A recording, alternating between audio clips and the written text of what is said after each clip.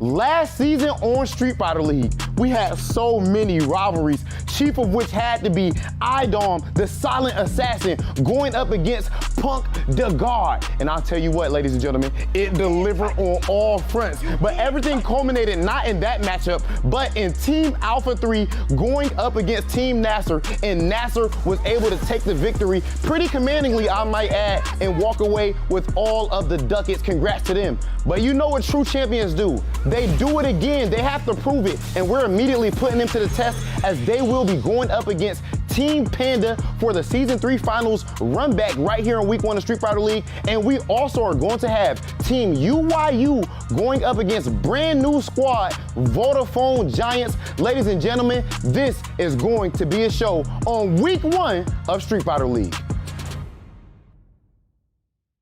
Ladies and gentlemen, it is time for Street Fighter League Season 4, a brand new season with some brand new faces. However, one thing remains the same. It's the fact that me and Tasty Steve are going to be going through it again. My name is Vicious. We're glad to have you guys here for Season 4, and we have so much to go through. But before we get into it, yo, Steve, tell me how you're feeling today for this season, baby. I am feeling amazing. It's always good to be on commentary again, talking about some offline Street Fighter with the bald eagle of commentary.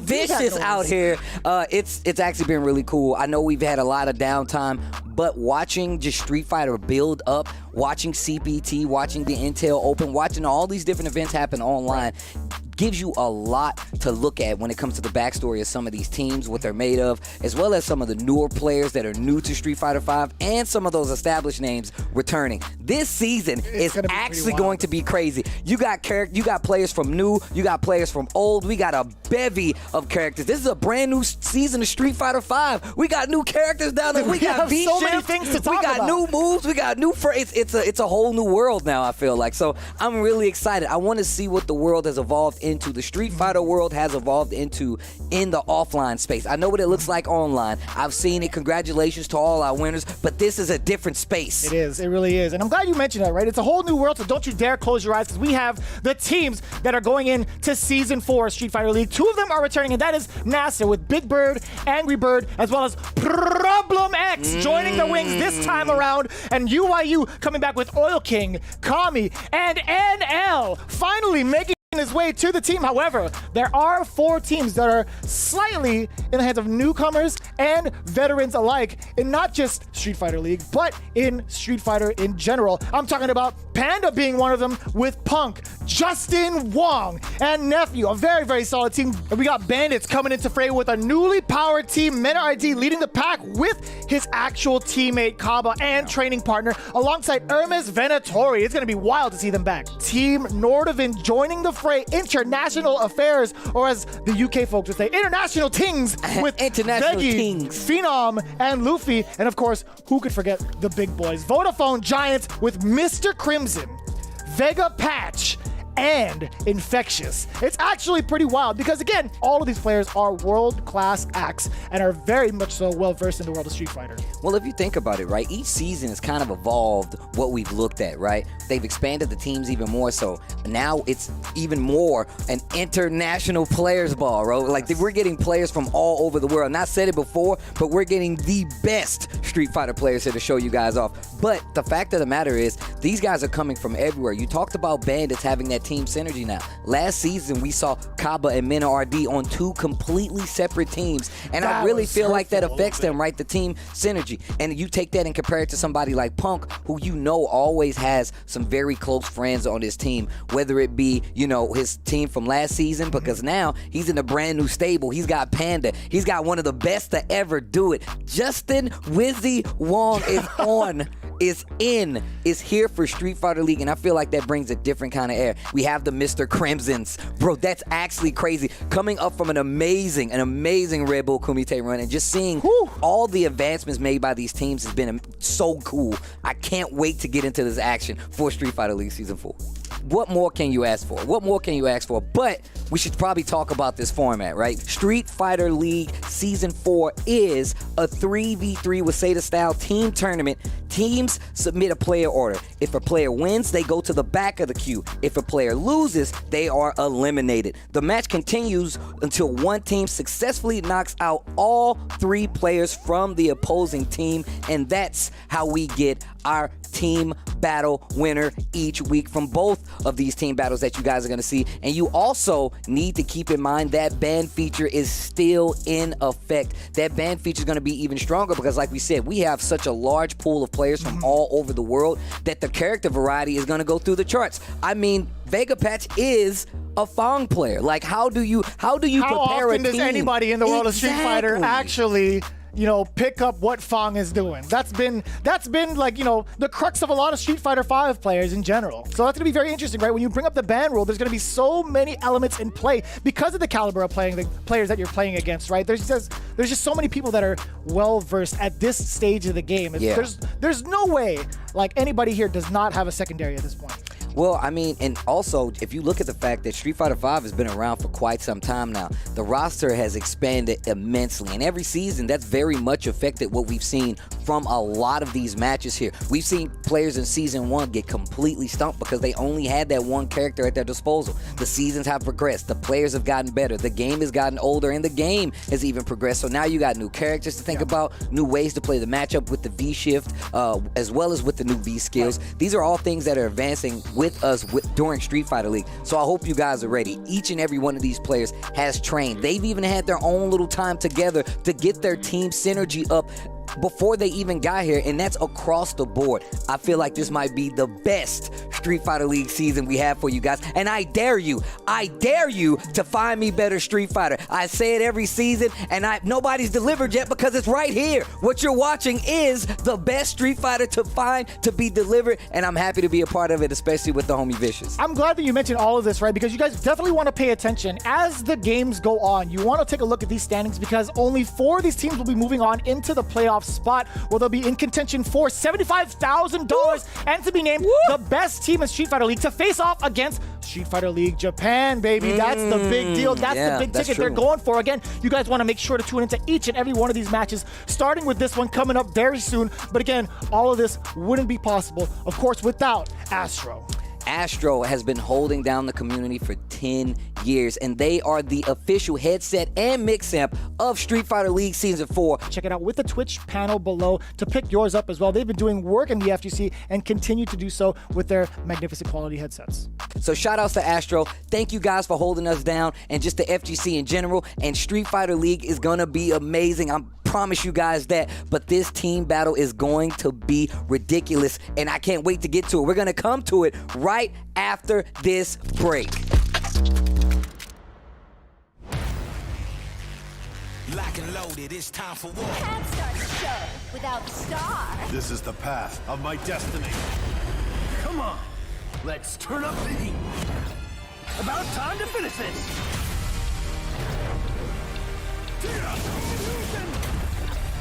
See what I'm really made of. I'll show you.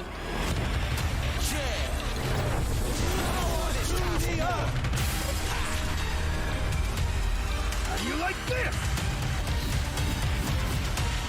It's time for war. That is the truth of what you must seek.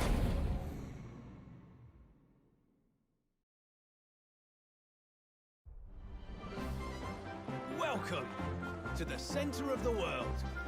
Great Britain's mighty capital, London. This country is incredible. I will become a lawyer. I have to. So then, let us unravel this mystery and discover what events led to this curious murder. Who are you? Sherlock Sholmes. You must have heard of me. We must solve this case, Naruhodo-san. Let us engage in the art of deduction, Mr. Naruhodo. Well, what have we here?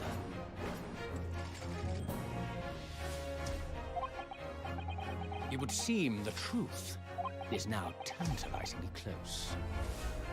The defense demands its right to a cross-examination.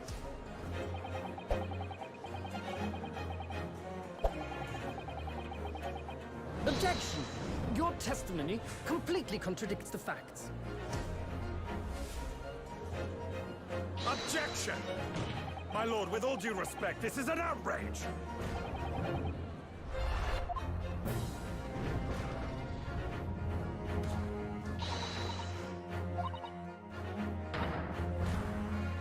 You're the best lawyer in the world.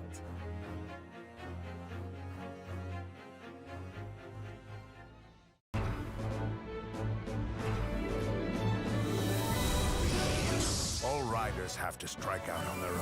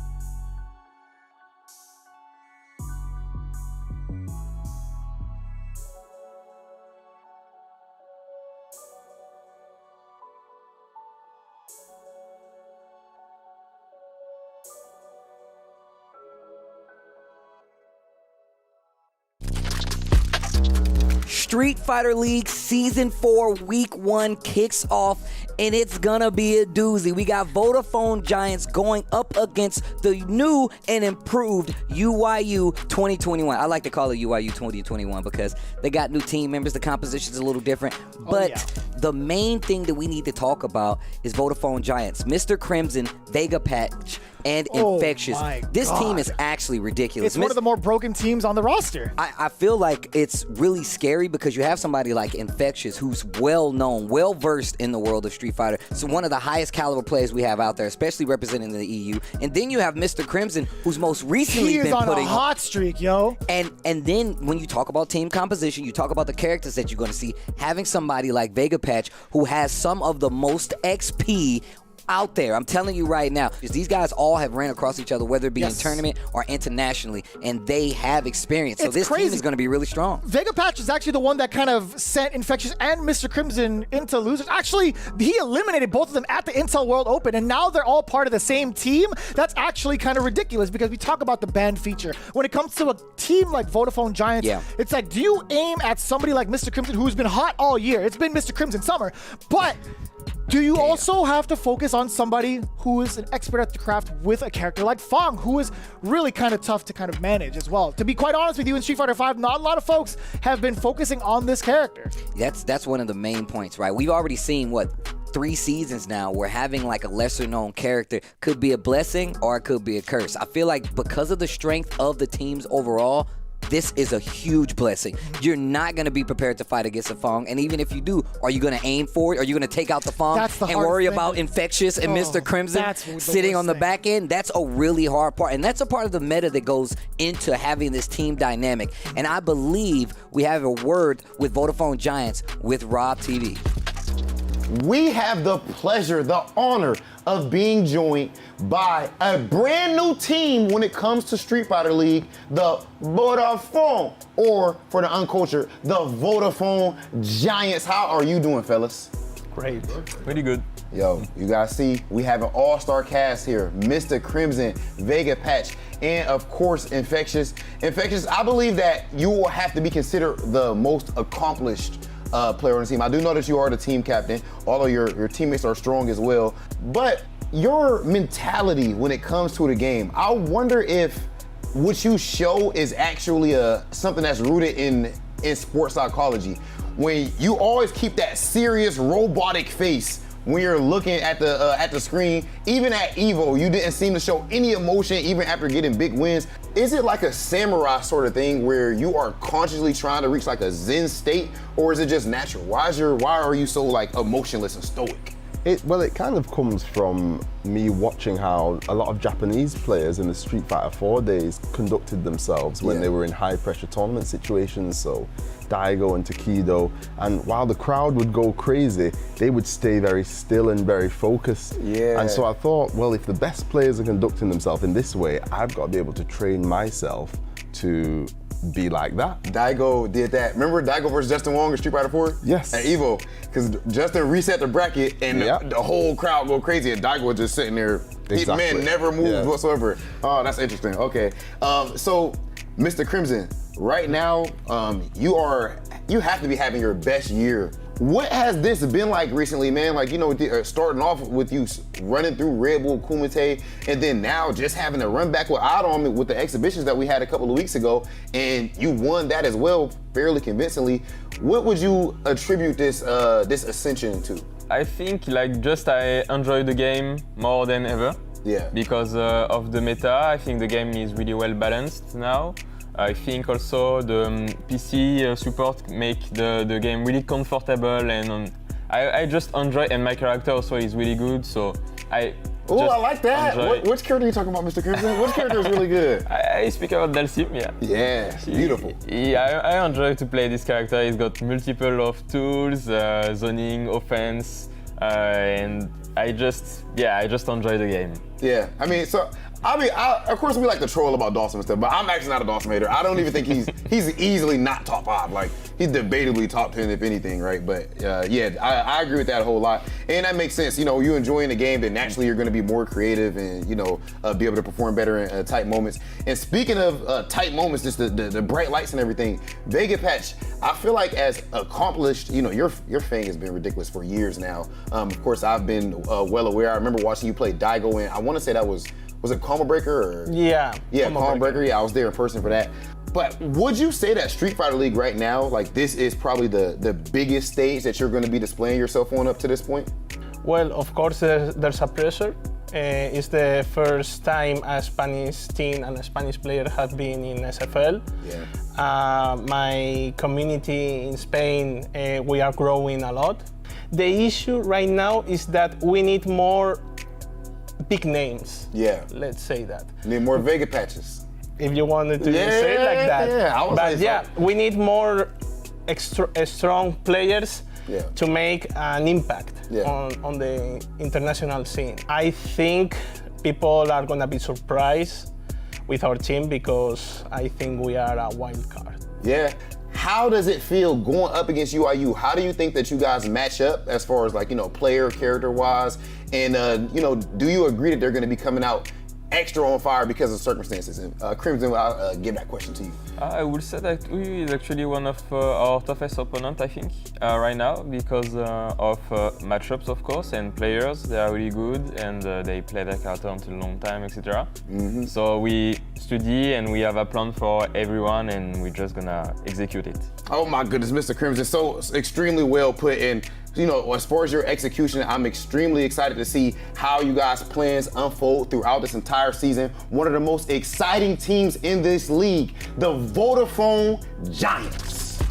Talking about the team dynamic, these guys having a lot of experience playing against each other, most recently in that Intel World Open. One of the things that's going to be really strong going forward here, you talked about how Mena has his own team. I feel like these guys, having some of your rivals on your team makes your team even more buff. So that's going to be a good one. But their opponents, the new and improved UYU 2021. Steve. UYU is a different caliber of players, right? With one significant feature. It is the NL feature. It's now part of Team Never Lose, right? With UYU. And you have 2 veterans in the game already, right? You're not just in Street Fighter League, but in Street Fighter 5. It's going to be interesting. I want to see what the ban choices are going to be like in terms of that discussion. I want to know what the player order is going to be like because, again, Kami and Oil King have been in this seat before. It was a very rocky place for them in Season 3. But I think with this player, NL, it could really spell the difference between getting into the playoffs and what they experience into Season 3. This time around, they have a lot more diversity diversity. It's not even the fact that it's the diversity,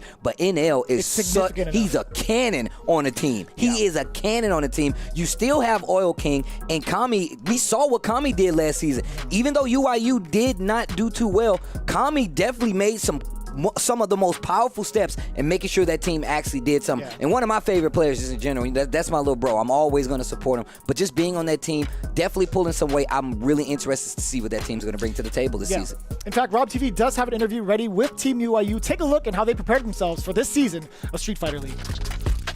Ladies and gentlemen, we have one of the most well-respected teams in the entirety of the FGC. I mean, I would say it's even getting to the point where, they're growing huge in esports in general. And of course, the most fashionable by far, none other than Team UYU. How are you feeling, fellas? I think we feel good, right? Yeah. Kami? Feel good. Amazing. My man, amazing. Yeah. I'm not used to that type of just super hot energy from you. So I guess we'll start with you on this one, Kami.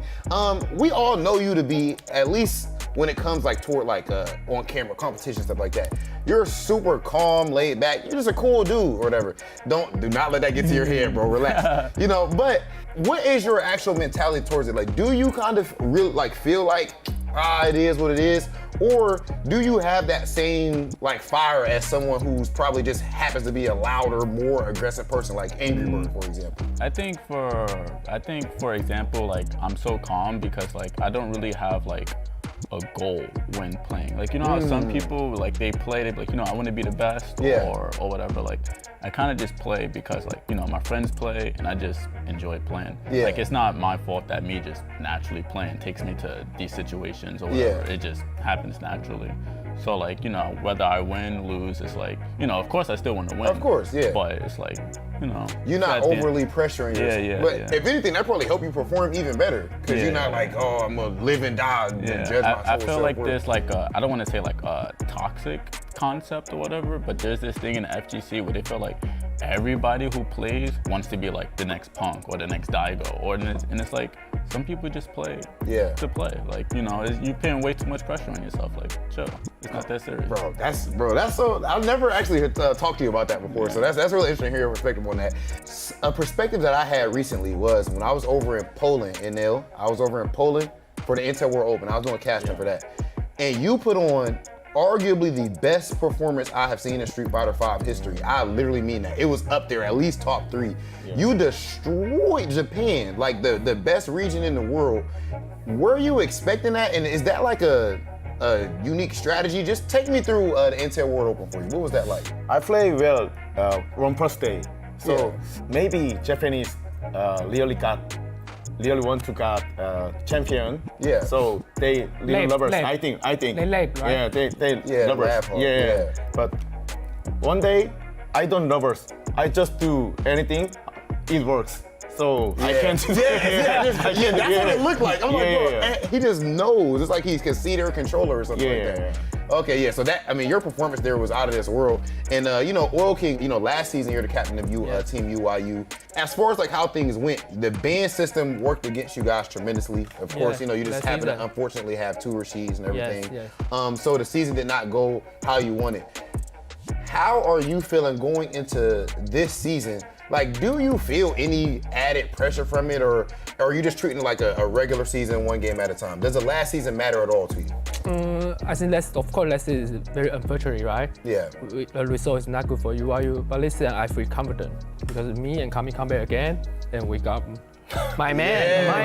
Yes. Just like you said, this season, the whole world knows NL can't meet.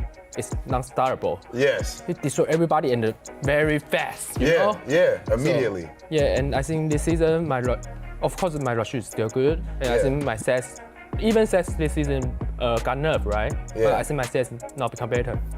They know that. My sets has become better and better. Yeah. So for this season, I think UYU will be fine. 2 sets, the V-Trigger 2 usage is about to be out of this world. Team UYU, one of the most respected and fashionable teams in the entire FGC.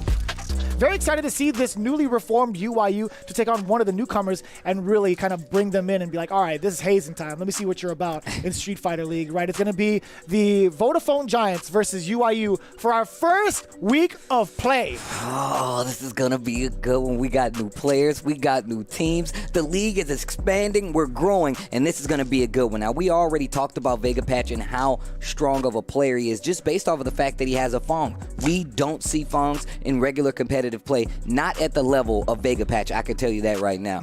Kami typically been an Akuma player, and the last season we saw pick up the Seth, and the Seth actually got some W's on the board. I don't mean actually, but pulled out W's for a team that did not do too well. But here we go. The season opener. I hope you got hot dogs. I hope you got some SFL hats, because here it goes. We need the SFL. foam fingers. Somebody make that a thing, 2021, baby. Let's go. All right, so just to kind of remind you folks at home, right, the team order so far, it's going to be these two playing off, but the ban picks, right? UYU actually banned Dawson, and Vodafone Giants banned Cammy. So we're going to see that come into play a little bit later after Vegapatch versus Kami. Already off to a great start. You notice the V set 1-1 for the side of Seth to kind of go in for the offense and add that extra damage, because I don't think Trigger 2 would be as beneficial against someone like Fong. There's so many escape options he has using meter. I didn't even think about that. Like the fact that Fong is a very evasive character, that V reversal really gets him out of a lot of danger, but not this kind of danger. Evasive for how long? What do you mean? You can only run for so long.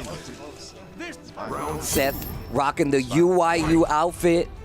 Introduced to us in Season 3. What a cool way to add your own little team jersey to the game. Let's go. Yo, Kami is at a whole different speed. This is a whole different form of him, because the last time we saw him in Season 3, he was very much so active verbally. Like, he would actually feel himself. He'd be like, you know, I got this. This is going to be fun. I haven't heard him say a word since. Hey, look, once again, I feel like this, look, 2020 UYU, 2021 UYU is now the powerhouse. What a my God, Kami with the block. Me in the air with the jump heavy kick, and just the way, the pace that Kami's playing right now. Wow, and sick. still use your own skill against you. But now you see Vegapatch slowing things down, and this is the kind of game Fong likes to play as a character. A lot of advantageous situations, can bait out a lot. Look at that. And on top of that, this character gets to poison you a lot of instances. Oh, here comes the activation. I gotta say, Vegapatch did an excellent job of keeping Kami restrained for so long. But man, that bust out, that was such a risky play from Kami that paid off tenfold. Oh, wow. This is actually starting. Oh, wow, gets the hit. Look at the damage. There was a reversal on the side of Kami. The damage was more than enough with the poison stacking up. But Vegapatch keeping it tight with the meaty. I don't know what Kami went for, but I think it possibly would have killed Vegapatch. If he hit him with EX uppercut and then delayed it enough to get the Mad Cradle extension, it would have killed. I'm thinking the exact same thing, in all honesty. But not going to be able to do it one round apiece in this first team battle. UYU versus Vodafone Giants tries to go. Get out of here! Kami knowing full well what to do in this matchup right now, at least within the neutral. But Vegapatch, I gotta say, his patience is more than enough, I feel like, to take on Kami. We've seen it already with that second round, right? The fact that Kami is using this V skill to really take advantage and put the poison back on Fong, that's actually pretty good. Gets a forward throw, back dashes. Okay. And just look at, this is the pace I feel like really does not benefit Kami. It really benefits this character Fong. That prone position, good spacing right there. And I got it, man. I gotta say, his position. Oh my God, it's still juggled. Okay, never mind, it didn't. Yeah. That was more than enough. Yo, Vegapatch's control in that space was so smart. Kami showing that he's afraid of the V-skill. Like, I understand it's not going to be doing that much damage, but it does tick over time, right? You're taking that poison, like, quite literally. Like, take the poison. Yeah. But you can tell Kami's like, I don't want to even give him that. He don't. Yeah, that's, if you notice, one of the things that he's been trying to avoid, he's been trying to, like, navigate a lot of the poison instances so you don't have to worry about it. And over the seasons, they've increased how poison works. Like, it goes down faster, so you have to be paying a lot of attention. If this match goes slow, Fong is the person that's in control of a lot of instances. So you see Kami trying to just navigate a bunch of these poison spots. Yeah, but it's kind of interesting, right? It's one of those scenarios where it's like, do you take the throw or you just keep blocking, kind of, or you take the throw or you try to tech? It's kind of similar. It's like, do you take the poison or try to jump over it? Yeah. Vegapatch has covered that second option so well and is like forcing that air and getting a lot of extra damage. It makes you really reconsider. Oh, big jump in with the heavy kick. Went for the full target combo. Didn't get like a big giant defend, really, but at the same time, it did enough to push Vegapatch into this corner. Out of the corner, speaking of. Yeah, that EX dash, another one of those evasive tools that we were talking about with Fong. Beat shift to get out of danger. Builds a little space. Ooh. No D-shift break. Installing. Trying to go for a trigger activation, right? Trying to go for that sweep. Okay. Has to be careful right there. That situation after prone attack is a plus for Bomb. You can't attack right there. Kami's been testing a little bit. The delay after the kick. Oh, that the was confirm slick. to the V trigger too? Oh, you're catching him? Oh, just raw. That mix wasn't it. real. Mix it. Vega Patch knew that wasn't real either. But he did it anyway. The power of the king is revealed from Kami. You have to check sometimes. Sometimes you have to make sure that your opponent understands the character they're fighting. Those fake block strings are a real thing in Street Fighter. They've been there for a while now. So being able to call them out is a talent that any top player needs. Wow, the cancel actually opens up Vega Patch. Plus frames as well. Really mixing it up. Oh, again, he's getting a ton of mileage from this V-skill usage. Forward throw now. The tides That's crazy. have turned. He hit him with his own poison, too. Yeah, That the was tides have best turned. It is you who has poisoned Mr. Fogg. Oh, wow. Thought he was going to go through to the other side. Opens up Kami. Look at the damage and the potential stun. The defense was solid, but only for so long. The first round was still looking good for Kami. Bad situation. That poison is still there. A gas line break in front. Okay, this is going to be huge for Kami now. Despite that the deficit, he does have trigger activation. That could have been huge. He's going to do it from here. He's not going to anti-air on the other side. Oh, boy. Don't get smoked by the mix. That's plus frames and the trade-off. Yes, sir. Vega Patch had really nothing to fear that other than maybe an EX uppercut. Be careful of the V-skill. He wasn't going to risk it. Okay, gets the poison once again. All right, Mad Cradle this time, getting a little better with the anti-airs. The thing about Fungus has a different jump arc, right? Has a very floaty jump and multiple hidden jump-ins. Not a lot of characters in this game have it, so being prepared to deal with it all the time is something that you have to get used to. Yo, that poison is stacking something crazy. You see it, man. Again, jumping over the V-skill, and that's a really dangerous scenario. Look how much extra damage he just took, Steve, right off of the anti-air. Or the air-to-air, I should say, the plus frames afterwards. It's all Vega Patch. That is 2 games eliminating Kami from Team UYU. And now, I don't know if you guys can see it in the studio now, the rest of the teams can actually sit in the studio and watch the matches unfold in person. It's been a while since we've seen each other in the old FGC, so it's actually a pretty good feeling to be able to sit around other people, hit some buttons, you know, hang out, and just enjoy the competitive nature. The tense rivalry in the air is something you always want to be a part of. But here we go. In the beginning too, right? We're still kind of building up that tension. We see the kind of impact that Vega Patch has for his team, Vodafone Giants, and UYU's going to be taking notice now. In fact, they're sending up NL immediately afterwards instead of Oil King, right? When you're talking about the caliber of players that they have in terms of strength, I would imagine they'd want NL as more of a kind of like the pillar, right? He wants to be the anchor of this to kind of see some of the weaknesses from Vodafone. But NL kind of senses that urgency. He's like, you know what? I'm just going to go in. I'm going to try to, you know, set the pace early for UYU. In this instance, you still have either NL or Oil King, right? Because you put Kami up first, you can get a feel for it. But now you got to deal with Vega Patch on the back end, right? So even if you have a matchup that you're comfortable with, you're looking at that differently because you still have to deal with Vega Patch. You have Mr. Crimson. Both of these players are handicapped. Both of their characters were banned, right? So there's going to be no Dawson in play, no Cammy in play. But I've heard that you might have gotten some extra secret detail in regards to who Crimson might pick. Whether or not you want to reveal it, that's fine. But I will give you time. NL actually has been rocking Akuma before Cammy, and it did a fantastic job with that character. I believe there was a West Coast tournament he actually got first in with that Akuma, with said Akuma years ago, and I'm pretty sure he's been rocking it just in case of a situation like this, right? So NL, I'm not too worried about it. Does have a solid character under his belt. I'm more so concerned with who Crimson has in the wings. For those who don't know, NL is just a ridiculous player in general. We've seen the Cammy, the assassination Cammy on display, but the Akuma is just as dangerous. Also, the assassination fist, right? Mr. Crimson going up against NL, and once again, I dare you to find me a better Street Fighter. These matches are only available on some CPT high-level offline stuff, and you get it right here for Street Fighter League. Let's go. The UYU Akuma. It's already off to a great start. That's going to be huge going in for the jump in. Actually opted to go for the dive kick. Didn't think, Mr. Crimson was going to go for the standing heavy punch anti-air. I think that's the reason you do dive kick, right? You got to throw off the timing, right? You change up the trajectory just to make sure you're not comfortable. G has some amazing anti-air buttons, but you standing heavy punch is definitely not one of them, though, right? Mr. Crimson was focused on the ground. You could tell he was preemptively throwing it out there, but NL doing a fantastic job of keeping him contained either way, right? We were looking for a lot of the buffers that G possesses, right? He does have some of the best light normals. He does have very sizable medium normals that reach from further out. That's exactly what NL was keeping track of, right? Now he's focusing back on air and the ground game with the fireballs, but Mr. Crimson using great work with that V-skill. Forward throw. Things starting to take a turn for the better. Mr. Crimson, can play super patient, right? Because he's a Dawson player. And there's the stun. You got to be too patient to wait for this stun, though. Big damage on the table. Stand light kick. Reset. Whoa, that the was so damage. sick. V-shift to get back in the bait out. Like I said before we got here, somebody like Mr. Crimson playing Dawson knows that they have patience, knows that they have the execution. G is one of the best things you can do for your gameplay. Definitely a backup character that you should want to have. And in Street Fighter League, it's a valuable pick. Target combo.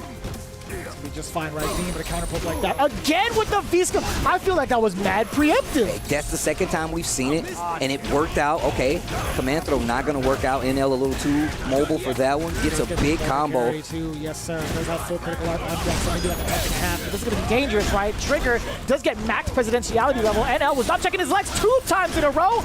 You're going to be eating a lot of damage, if not dead. One more hit. Got to watch for the overhead. I was going to say maybe an overhead possibly. But NL's looking for that. Just playing it very calm. You're in a dangerous situation right now. Oh! The long overhead. My man turned a full 360. He did a full 360. He's like, sir, do you clean shoes here? You look like a vagabond. Can you clean my shoes for me? I got some place to be. You look like a vagabond. Can you shine them for me? Can you shine? I see you got some rope on your hands. Can you shine up my shoes here, sir? Okay, low forward this time. Excellent confirm there from NL, being able to get a little bit of that. Damn! Just raw challenge with a stand medium punch? Mr. Crimson is like, you're going to have to make me fear you, NL. You don't have Cammy. This new Akuma ain't what he used to be. And G ain't changed too much. Another big confirmed. This time doesn't miss. 2 for 3 so far in this round. Forward, though, we're kind of moving back over there. Gets him with the raw demon field palm.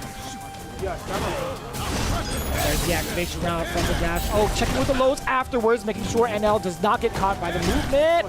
The block is there, but still the contest with that standing jab. Full trigger available. And Mr. Crimson knew it. He was so on point with that. Now he's you're dead. That's so smart. Like, G doesn't have the best walk speed, but he was still able to call out NL in that very instance. When you saw that whiff sweep that is 100,000% intentional, he's like, this is the time NL would want to go into trigger. And man, that was such a brave and smart, calculated call out from Mr. Crimson. As good as this is going for NL right now, G is just so explosive, right? He's never dead until he's actually dead. Well, he should be actually dead here if played correctly. At least another guess, right? Fireball. Another guess right here. Guess for your life. Ooh. Okay. NL not out of this yet. NL not out of this yet. But this is the scary part of it. This is still set point. This is still set point for Mr. Crimson. And this would also put Vodafone Giants up to Steve. Oh my God, the anti-air reads with the V skill. I said this before. Okay, good punch. I said this before. If you have a G, you are good to go. Street Fighter has always been about matchups. Oh, nice anti.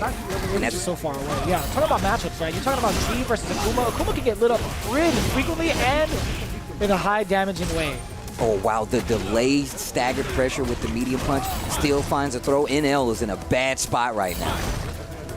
Kuma's not looking too good, and this is set point. Man, Mr. Crimson's game IQ is just so up there. You can see the situational awareness, right? Fully loaded NL, he doesn't want to go into it, but he does manage to find a trigger. Oh. You try to steal your turn, and that's the thing, like...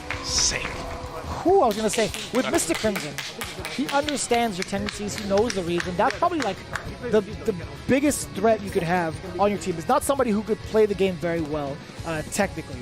Yeah. Somebody who's got the mental fortitude to understand and pick up on some of these reads against other top players is somebody you want on your team. This is why, both of these players had really hot years, but there's something about Mr. Crimson right now that is standing out against NL, right? Even despite having the secondary on deck for both. I think Mr. Crimson's understanding of the game in that situation was far higher in NL just for this sequence, or at least in this matchup alone. Well, I mean, I feel like that's a lot of people look at that 2-0 over NL with the Akuma. Now, I've touched on this seasons before. Cammy B is a character that you need to know how to fight in the world of Street Fighter V. Right along with that is Akuma. Akuma is a character you need to know how to fight in Street Fighter V. They've changed this character a lot over the few seasons to make him a little even him out a little bit, man. A lot of people felt like Akuma was very overpowered, but even still, he's still a threat. He's still a character that you need to know how to deal with. NL not gonna get that set 2-0 going right to Mr. Crimson in this first team battle of Season 4, and now everything is really on the shoulders of the last remaining UYU member, which is Oil King. It's not going to be his first time in this rodeo, though, Steve. He's been put in this anchor position before with other teammates. Now it's going to be a question of who he's going to be using to face off against someone like Infectious, right? When was the last time you actually saw an Infectious versus Zeku? But will we get the Rashid versus Zeku? That's what the real question is. Zeku in the hands of Infectious. Did we have a Zeku last season? No, we Angry Bird, but did we see it? We didn't see it, no. So Angry Bird had it, but he rocked Seth majority of his games. That's the thing. No, you're right, though. You're definitely right. This is a character specialist Zeku in the hands of Infectious. Yeah, again, Angry Bird definitely had it, but it was a different season. I also feel like this matchup, Rashid can definitely keep up with the Zeku, right? It's all going to be about managing both those stances. Infectious known has guides about playing this character and has a very thorough understanding of how to switch between both regardless of the matchup and just utilizing that space. Very intelligent player. Fundamentals are ridiculously strong. Knows how to break down a situation and find an opening. Even if you're fighting somebody like Oil King, known for the spinning mixers on Wake Up, right? Known to keep you on your toes, especially with a character like Rashid who has great movement speed on the ground, great normals to get you in, great specials to get you in, to find the gaps in the defense. But here we go, Oil King. Tried to get an interruption there between the tornado shot, or whirlwind shot, I should say, but it's going to be more than enough for Oil King to get this W. First round going to Oil King. Oh, God. Hey, I wasn't done with that. Bison's going to kill me. I was supposed to fix that 2 days ago. It's going to kill my family. No. That's another paycheck. So we're starting to see a little bit of control, more so on the side of Oil King. Already pushing Infectious into this corner, but full critical art is on deck. So we're going to see the back throw first. Is going to utilize any of this meter for the grams, for extra damage. It's mostly going to be off of an open. You see him buffering away with that low medium kick, right? He's really checking Oil King to see if he's going to see movement as an option. But instead, spinning mixer is a way better option than just trying to dash up. Yeah, at least in this space. So the thing is, if you notice, like Oil King's playing at this range right outside of Gram, right? Like the longest distance Gram range, looking to react to some jump-ins if need be. And since there's no Young, you don't really have to check and worry about the dashes as much, but there's a quick switch. That's going to make the ground game a little easier, but now you see Oil King just going all the way in. Yep, took advantage of that slight hezzy going into the switch. That's the time for you to go in. But the thing is, now you have a character that is pretty well versed in close quarters combat, right? Zeku does a really great job of kind of intimidating that mid to close range, connecting a good amount of damage and good conversions. But so does Oil King and Rashid, right? I mean, Rashid's been doing that since Season 1. Right? I mean, and then if you look at the fact, it just means that now Zeku can contest with it. Like, has the foot speed to deal. You're going to see a lot more buttons in neutral. And now you see still Oil King playing back. You got to be careful of the slide in right here, right? Trigger is on the table for Infectious, so if you find something, at this instance, it might be trouble, but it's only 10 seconds left on the clock, and the lane game is going to work out. And now if you could just hold back, Oil King just jumping back 2-1 on the clock. Going to use the time and the CA activation to get a time over. And I'm going to tell you right now, I never thought I would see Oil King get a time over victory. That's not what I typically, you don't see that. It's in the shorts, like Steve. He keeps it cool. That's the thing. Damn. I mean, he might. The higher the shorts, the cooler you are. I mean, that's where you get the breeze, you know? I mean, I completely understand that. Says the guy who wears nothing but pants every day. What are you talking about, Steve? Never seen him in shorts in a day in my life. Don't believe anything he says. Oh my God. So we ain't never been to the gym together? Never ever. Okay. You wear the joggers, bro. Now wearing joggers. Anyways, crouching heavy punch. I've never seen his legs, chat. All right, here we go. It's the next game. Again, it's a very valid point, right? Oil King, has had full control, right? Being able to see a different side of him. He wasn't as aggressive as we're used to seeing him, but that's great. It's even better. Yeah, just the switch up, knowing like when to go in. This is a complicated matchup because even though you don't see many Zekus, Infectious is possibly the best Zeku out there at this point, especially just being a character specialist. Being able to deal with both versions, young and old Zeku, lets you know that somebody like Oil King's definitely done some research. We'll see, man. Infectious, again, being one of those calculated minds to really take in some of the losses that he has experienced. Damn, that hit towards the last active frame. That was cool. Oh, and you're spending it? This is great because we saw what transpired last week. If you don't spend that cash, no matter how big your life is, it could all go downhill pretty quickly. Hey, man, I always say, scary money don't make no money, man. You got to spend that. You got to spend that meter. What can you do again? Round 2. Here we go into the next round. Infectious already making the adjustments and spending that critical art pretty early. And that's great, though, because Oil King only has like a single bar on the side of his field, or at least the side of his meter right there. But again, it's an excellent choice. Close it out. But stuck in this corner already. Medium kick right there. You see that standing heavy kick starting to come out from Infectious. That's because the range is getting a lot. Oh my gosh, the air-to-air. What are you doing up there? Big interruption there from Oil King, too. Just knowing full well when to back off and not overcommit. Man, sneaking it in there. That could have been a throw. It could have been a big frame trap, but still. Oh, crouching. Medium punch goes straight in the B trigger, too, and the side switch. EX boost, and there it is. Oil King. Perfect timing for the EX spinning mixer. Whoa. You can't get away from me. Tries to get the throw. Oh, that trigger still active. Cancels the EX2 V trigger. You still pressed light, and you tried to go for the Oil King again. Now, one thing about Infectious, who hasn't blinked since this match has started, I can tell you right now, always paying attention. I feel like you have to be paying attention if your eyeballs are just dried out from not blinking this whole time. See, now that's all I'm going to be looking at. It looks like a GIF, bro. It looks like I'm looking like a GIF on Twitter or something like that. It just stayed. He does not move from his seat.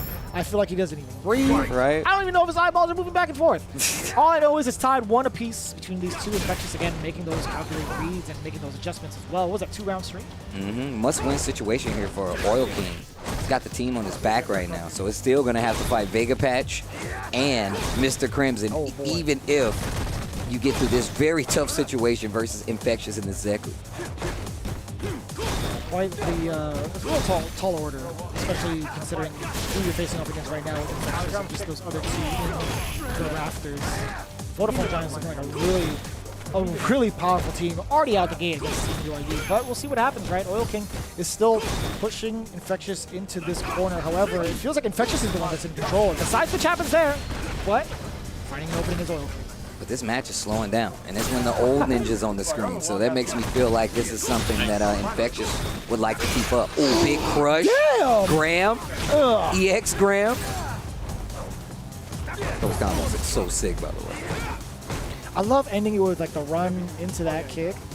Just in general, how it hits kick, both times over. That's oh, checks the roll. This is not going well. Goes straight into B trigger 2. The slide is enough. No, it's barely keeping Oil King alive. I thought it was going to be enough. Full effect. Do not jump on this man. And it was a good call. It was a good call either way. I think Oil King was looking for maybe like a Graham at that timing. But Infectious, he wasn't going to overcommit. Or overextend, I should say. But this is what I'm talking about, man. The slower this pace goes with the old ninja on the screen, that's how you know it's working out for Infectious. Wow. Can you talk about that call out too? Right. Spinning mixer, his spacing was perfection. Yeah, that crouching heavy punch. He did it again, yeah, spacing with the ground, immediately trying to go. What in the world? You gonna punch him in the teeth? I'm not sure what that was. New dental plans. Dental plan. Sweet chin music. Checking with the lows as well. Oh boy, side switch incoming. You're gonna get a little bit of extra damage, spending it for the slide. Watch out the back though. Ooh, EX Eagle spike. You cannot do that, and that's gonna be the first team battle of Season 4. Vodafone Giants making a statement, taking out UYU 2021 3-0. Dawson was the ban pick. did not work out, didn't stop G from getting the W versus NL. And what a read. Also, they put Mr. Crimson in the middle with the G versus NL. I feel like a part of Street Fighter League is seeing your desired matchups, right? Guessing where your opposing team is going to put a desired matchup. And whether it's a blocked character that you're fighting against, just trying to match the skill level of some of the characters, right? It some leads of to the a whole players, bunch of questions, too. It's just like, okay, well, who would you rather have fought if it was NL, right? If you really wanted to kind of think about that, do you think Akuma is going to be strong enough to face off against someone like Vegapatch? Was it going to be strong enough, like, who has their names? Was it going to be strong enough to take on someone like Infectious Zeku, who's played against the top Akumas in the world, right? Again, I will say your Akuma is strong and powerful, but you've been focusing a lot on Cammy, so I will, by default, say it's second shelf in comparison to what you've been doing this year for NL, at least. But fact of the matter is, you still had Oil King, you still had Kami, still both very strong characters. It was just a matter of really choosing the right spots, and it's kind of hard to tell this season because everyone's a killer. It's going to be really tough to say. I think with the two veterans like Oil King and Kami, they should be able to talk it out with NL and be like, look, man, our order wasn't too hot this time. They called us out, so let's take it into consideration going forward. Yeah, that is something you really have to consider. I mean, once again, this is the first team battle for the new and improved UYU. They will fall to Vodafone Giants, but that's the way the cookie crumbles. But I will say, before we go any further, I want to say shout-outs to Astro, the official headset and mix-amp of Street Fighter League Season 4. Supplied all the players with these A40 headsets, and they are actually ridiculous. I'm telling you right now, I use them at home. They're using him for Street Fighter League, and you can get your very own. I promise you, they will not let you down. Shout-outs to Astro for making sure Street Fighter League, as well as the FGC, stays with the best hearing out there. We highly encourage you guys to check it out with the Twitch panel below to pick yours up as well. Man, they've been around for a while, and there's a very good reason. Again, the A40 headsets by Astro has been the biggest supporter of the FGC to date. And now we're looking at the winners as well going into it with Vodafone Giants. I do believe we have Rob TV getting ready for an interview, actually, with Infectious, of all people. I wanted to know who it was going to be, but it's actually Infectious, the man who has no emotion. Let's take it back to Rob. Now that is how you start a season of Street Fighter League, and that's how you start a legacy in Street Fighter League, because that was the first match ever for Vodafone Giants. How does it feel to start off with a 3-0 clear sweep? This is going to be a tough competition, and starting strong is a real boost of confidence and morale for the team. Everyone performed brilliantly and couldn't be happier. So you actually went with the Cammy ban in this situation. Of course, they went and banned Dawson. What was the thinking behind the Cammy ban? Because, of course, NL is a player that has pretty much two main characters. You know, his Akuma is extremely strong, but, of course, Crimson was able to get it done. What was the theory with the Cammy ban? Well, NL's Cammy is extremely deadly, perhaps the best in the world, and he's been very confident in his Cammy. He's been practicing her a lot, and we felt that if we banned Cammy, that perhaps would set him back and force him to have to play a character he's perhaps not put as much effort into, and we'd hopefully be able to capitalize on that.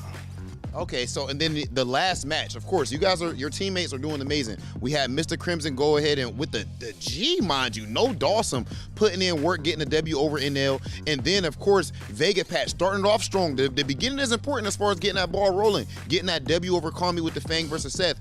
But regardless, this is Street Fighter League. One player can win it all, OCV. And you had to go up against the team captain, Oil King, at the end there. Of course, you had your Zeku. You guys are both at full power. I noticed that you went a whole lot with the old Zeku right there. What was the theory, you know, as far as going with old Zeku in that matchup? And, you know, how did you feel going up against Oil King in general? There are a few different ways you can potentially play that match, and I thought about previous times when I'd played Oil King, and I generally stuck to that strategy, so I thought I'd use the same strategy I've used before and see if that was able to help me this time around as well. Ladies and gentlemen, of course, the one and only, not just Infectious, who's looking amazing there, but the whole team, Vodafone Giants. I would never just oversell just to make them look good. These guys deserve it. One of the better teams here at Street Fighter League, a whole lot of character variety, but please understand that we are just getting started with this season, as after this break, we have Team Nasr going up against Panda Global.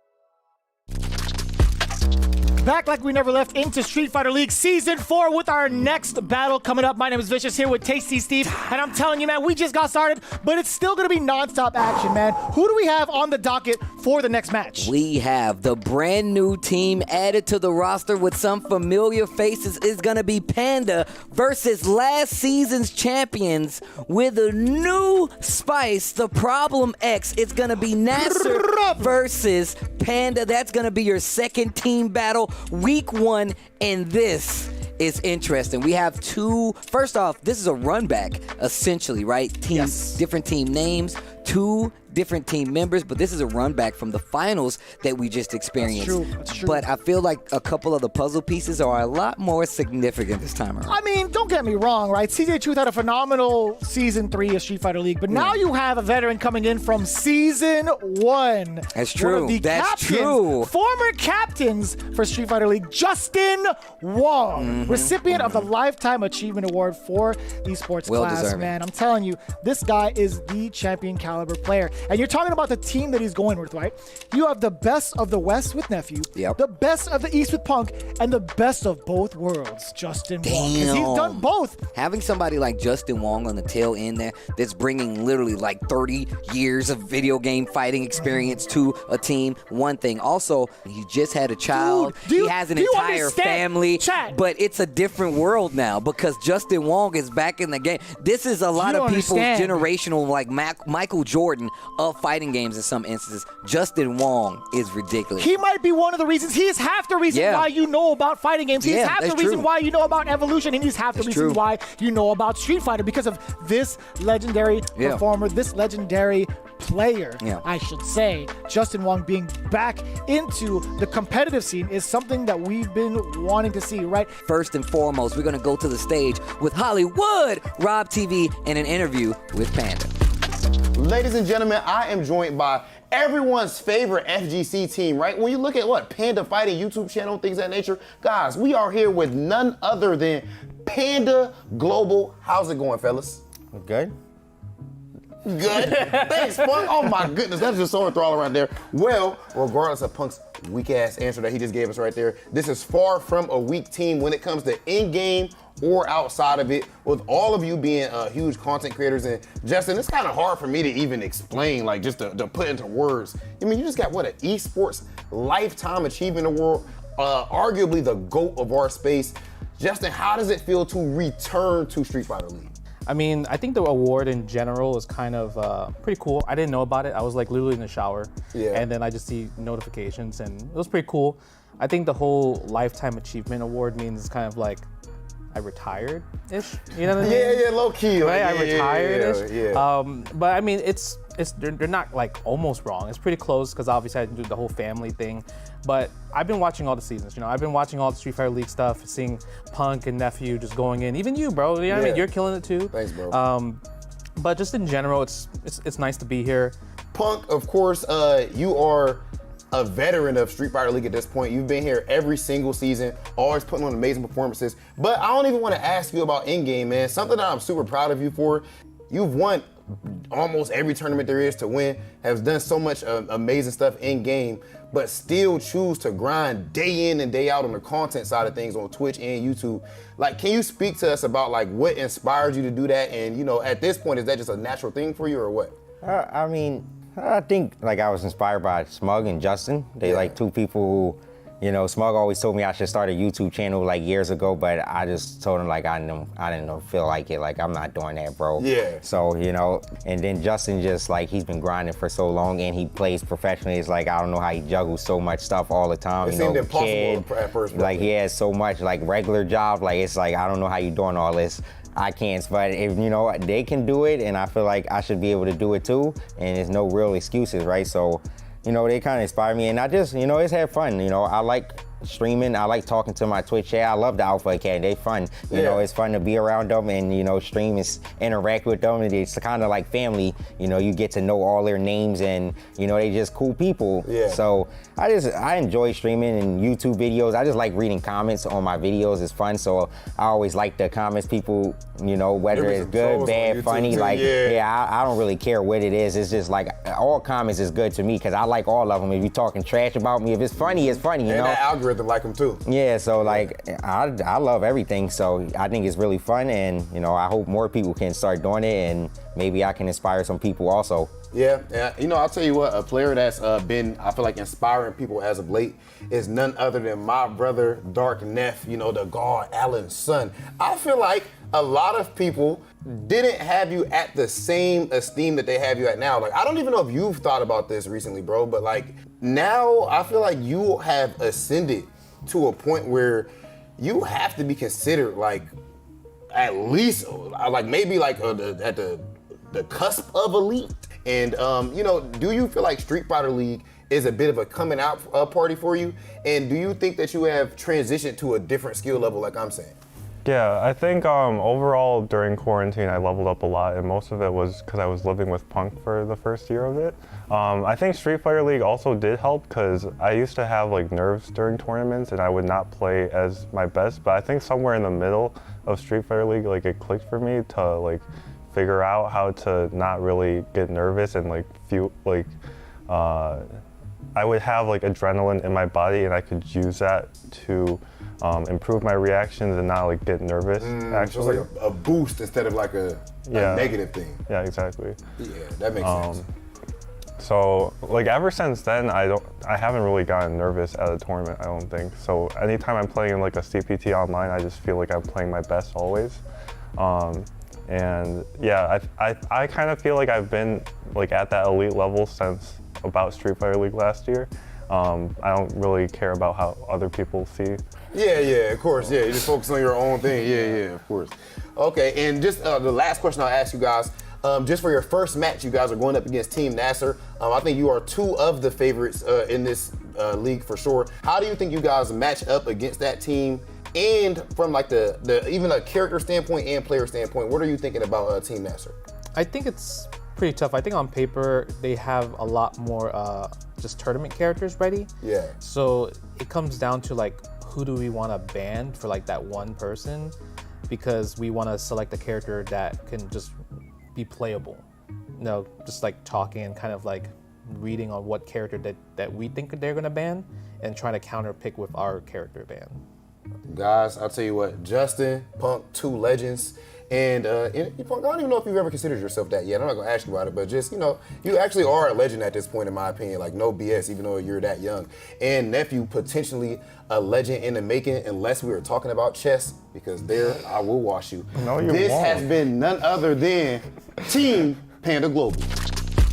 You know, we've all seen the shift that a lot of fighting game players have made to making content, especially the Panda boys. Shout outs to Panda and shout outs to Team Panda here for Street Fighter League Season 4. But now they're going up against the current champions of Street Fighter League Season 3, right? Nasr is going to be a whole different ballgame, right? You're still going to have the two birds, but now you have a real big problem on your hands. And I do mean Problem X, one of the best players to grace us, coming across the pond from the UK to come here for that international play, right? Problem X being the third component. He was originally supposed to be part of Season 3 as well. Problem is, he's here now. That's true. I mean, once again, the pandemic successfully affected our list here. Our teams were hurt by the fact that we weren't able to get everybody out. However, that has changed up for 2021. Problem X is in the building. In fact, when I see Problem X, I have to get on my leash. My lord, Problem, you gotta do it. He's knighted already? He's knighted, bro. He's knighted in the world of Street Fighter 5 because if you don't solve for Problem X, then X gonna give it to you. That's the thing, right? He's gonna give it to you. But I'll tell you what, Hollywood Rob TV is gonna give us the interview with Team Nasr. Before we get on to it, let's take a look at what Team Nasr had to say. Okay. Everyone knows what time it is. Ladies and gentlemen, we have the returning Season 3 champions, Team Nasr. How's it going, fellas? Doing good. How are you? Yeah, seems like y'all energy. I'm feeling a whole lot of champion energy from this side of my, you know what I'm saying? Like, How did it feel for you guys to, just walk off that stage, officially being the champs? And do you think that it gives you guys an advantage this season as far as your confidence going in? Yeah, I mean, it was a big sigh of relief for us because it wasn't like the first match, the opening match for us wasn't really something small. It was like a final. Yeah. So when we won that, it was a big sigh of relief for us, and now we can continue on with this momentum that we have.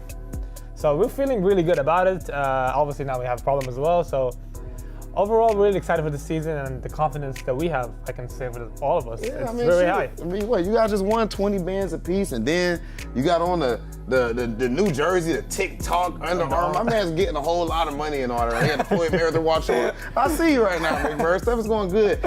Angry Bird, I did have a question for you, of course, as well. One of the most exciting players on all the Street Fighter League as far as your gameplay and, just the entertainment, the yelling and hype behind, even when it comes to cheering on your teammates. Last year, you guys had just such an amazing synergy, like your culture and everything, right? And now you even have Problem X added to the mix here. How are you guys feeling so far about your chemistry, and how does it feel to have someone like Problem X on your team? Actually, we are close friends with Problem, even without before this tournament. So the chemistry is already there. So we don't need to create chemistry between us. So it's already there. So this is something good. We don't need to work on that. Yeah. It's gonna be there eventually. And Problem is the Evo champ. Yes. Yeah. Yes, so the one and only. Yeah, it's amazing to have him on our side. I'm jealous of that. Yeah. You almost got your Eagle championship. Yeah, almost. Yeah. You decided the Eagle kick. Bro, don't remind me. So of course, Problem, how does it feel to finally be on Street Fighter League? And you were supposed to be here last year. Yeah, I mean, it's great to finally arrive. Yeah, as you said, I was supposed to be here last year, so I've got backed up vengeance. Yeah, vengeance. I was supposed to deliver last season. Yeah, and now I'm alongside the season 3 champions. Yeah. I'd say I don't feel any pressure. Yeah. But obviously, if they just won, and then I've come onto the team. Yeah, I want to win again, you know what I'm saying? So, yeah. But as the bird said, we've been good friends prior to this, and so the chemistry's high. Yeah. And I'm very competitive, so I compete within my own team. So I know that, even so if we you win don't just want them to, you want to win and be a reason too. I don't want to get backpacked. I want to be winning, and I can be like, yo, what happened in your game? Bro, no. Yeah. Okay, so as far as you guys' first match of this entire season, you're starting off with a team that you were in grand finals against in season 3, that you guys bested. But it's a whole new season in the end of the day, you know what I mean? What are you guys thinking going into your first match up against Team Panda Global? And how do you think that you guys match up this season?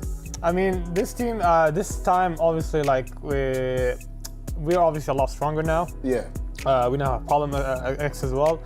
And Panda, Justin Wong is a weird one for us because I haven't really seen him play. Yeah. So I don't really know what kind of gameplay he's on. Yeah. But since he's Justin, you're not gonna okay, I'm gonna go just smoke him real quick and that's it. Yeah. Even if he's still not playing, he's still Justin. He still has one of the best fundamentals period in the game. Yeah. So yeah, I'm kind of worried about that. And then there's Nephew, obviously his nephew, and then there's Punk on top of that.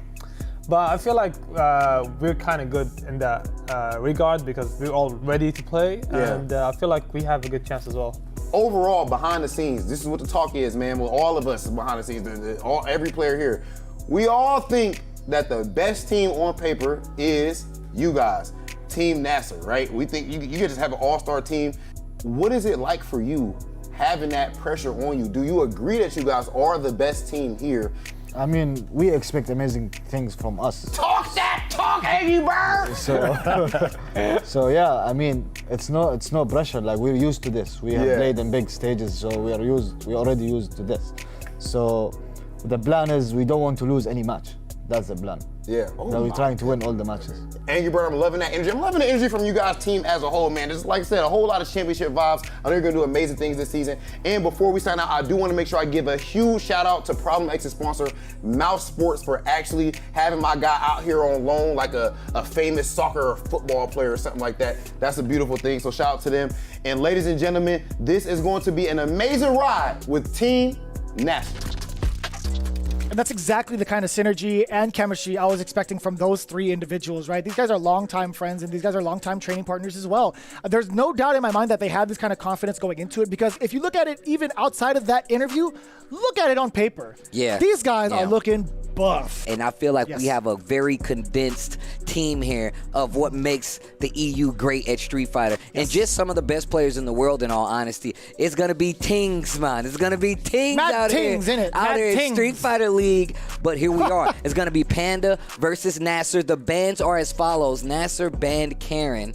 And as you know, Panda banned Bison. However, on the opposite side, you really open up the team, because now you have a full-powered Big Bird and Angry Bird. So you stop one problem, you solve one problem, and then that's when the birds come and crap on your car. But here we go. Not the birds, but no, I mean, you take a look at Nasr as well, right? We're starting off with Nephew going up against, who was it? Angry Bird, right? This is a run back from their season finale. By the way, Nephew got the short end of the stick. Angry Bird pretty much took it down convincingly with that Zeku, and he's going for that again. That's the strategy. Again, we mentioned it, or at least I mentioned it. Like, who else was rocking Zeku? I didn't get to mention Angry Bird just because of the sole fact that he was rocking Seth majority of his games. But this time around, it's different. Let's see how it turns out. Here we go. It's the run back. It's legit the run back. Same characters, same format that will say the style. You just got a new team member. Things might be a little different. Two different components from each side, right? But Angry Bird right now, there's a lot of respect being shown. Nice. A little bit of, man, you're gonna let that rip anyway? Yo, Nephew. This is Dark Neff. Look at the focus on Nephew's face right now. You went from Alan Sun to Alan Moon. This guy was turning full dark. I can't believe it. Again. Bars, okay. That's the kind of attitude I like to see from Neff. Oh, and press it again! Okay. Press it so that button doesn't work anymore. Yeah, it didn't work because he dropped that combo. That wasn't, gets the sweep. Okay, maybe not then. My mistake. Trigger on the table for Zeku. There it is. Block. Oh, wow. That life lead in favor of Zeku. A little trigger still left. Tries to go for the dash in with the rest of that B trigger. Go for it, yeah. Good job. Spinning it. Just spinning it. You can hear it from Big Bird. He's like, you know what? Just go for it. There's nothing you really need to risk here. There is no trigger left on the side of Colleen, but you don't want to make that mistake of letting her go. He actually said in his native tongue, scared money don't make no money. That's what he said. I heard it too. Yeah, that's what he said. Followed by a nice. Oh, man, that stand heavy kick is work. These exchanges have been largely the same. It's been crush after crush, heavy button after heavy button, small adjustments, but it didn't stop the round from going to Zeku and Angry Bird. Oh, Vanity step back, gets out of danger, no follow-up. What a confirm off of those bites as well. Just taking some momentum, and a big whiff punish on the side of Big Neff. Dashing up twice over, checking with the frame traps. There's the activation route into trigger 2. It's going to be really scary. Oh, the backdash. What a whiff punish. Stuns on the table, but you're not. Okay. Don't worry about it. You see the delay, too. You see the counter hit coming in from the side of Angry Bird. Tried to press the button, but Colleen, and in the hands of Nephew, he understands the timing. He understands player tendencies. Yeah, that staggered pressure is really something that's got Nephew a lot of mileage. And now you see Angry Bird switching it up a little bit, gets the lead in his third round, first game. Stand light kick to keep the ground in check. He's young Zeku, so he's not going to have the opportunity to anti-air. Wow. There's a little bit of a sharp angle, so I don't blame Nephew for that one. I had to let it rock. Bro, they are playing some close quarters combat right now.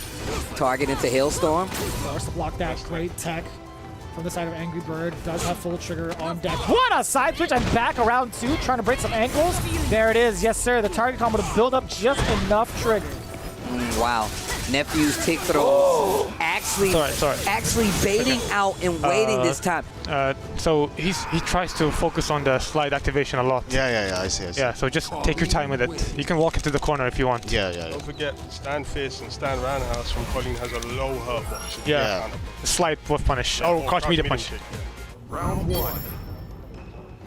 It was the patience that was being shown in the first round, right? It was kind of slow to start when it came to getting themselves acquainted into the match. There was a lot of kind of lights and probing a little bit. They're like, all right, well, who's going to make the first move? Who's going to overcommit first?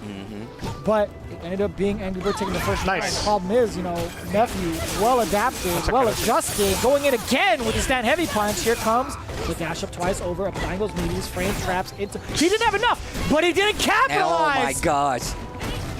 Angry Bird had his opportunity because he was looking at that trigger activation. Problem is, he did not have it on deck. Nephew, that is, I should say. Ooh, the Mega Man jump.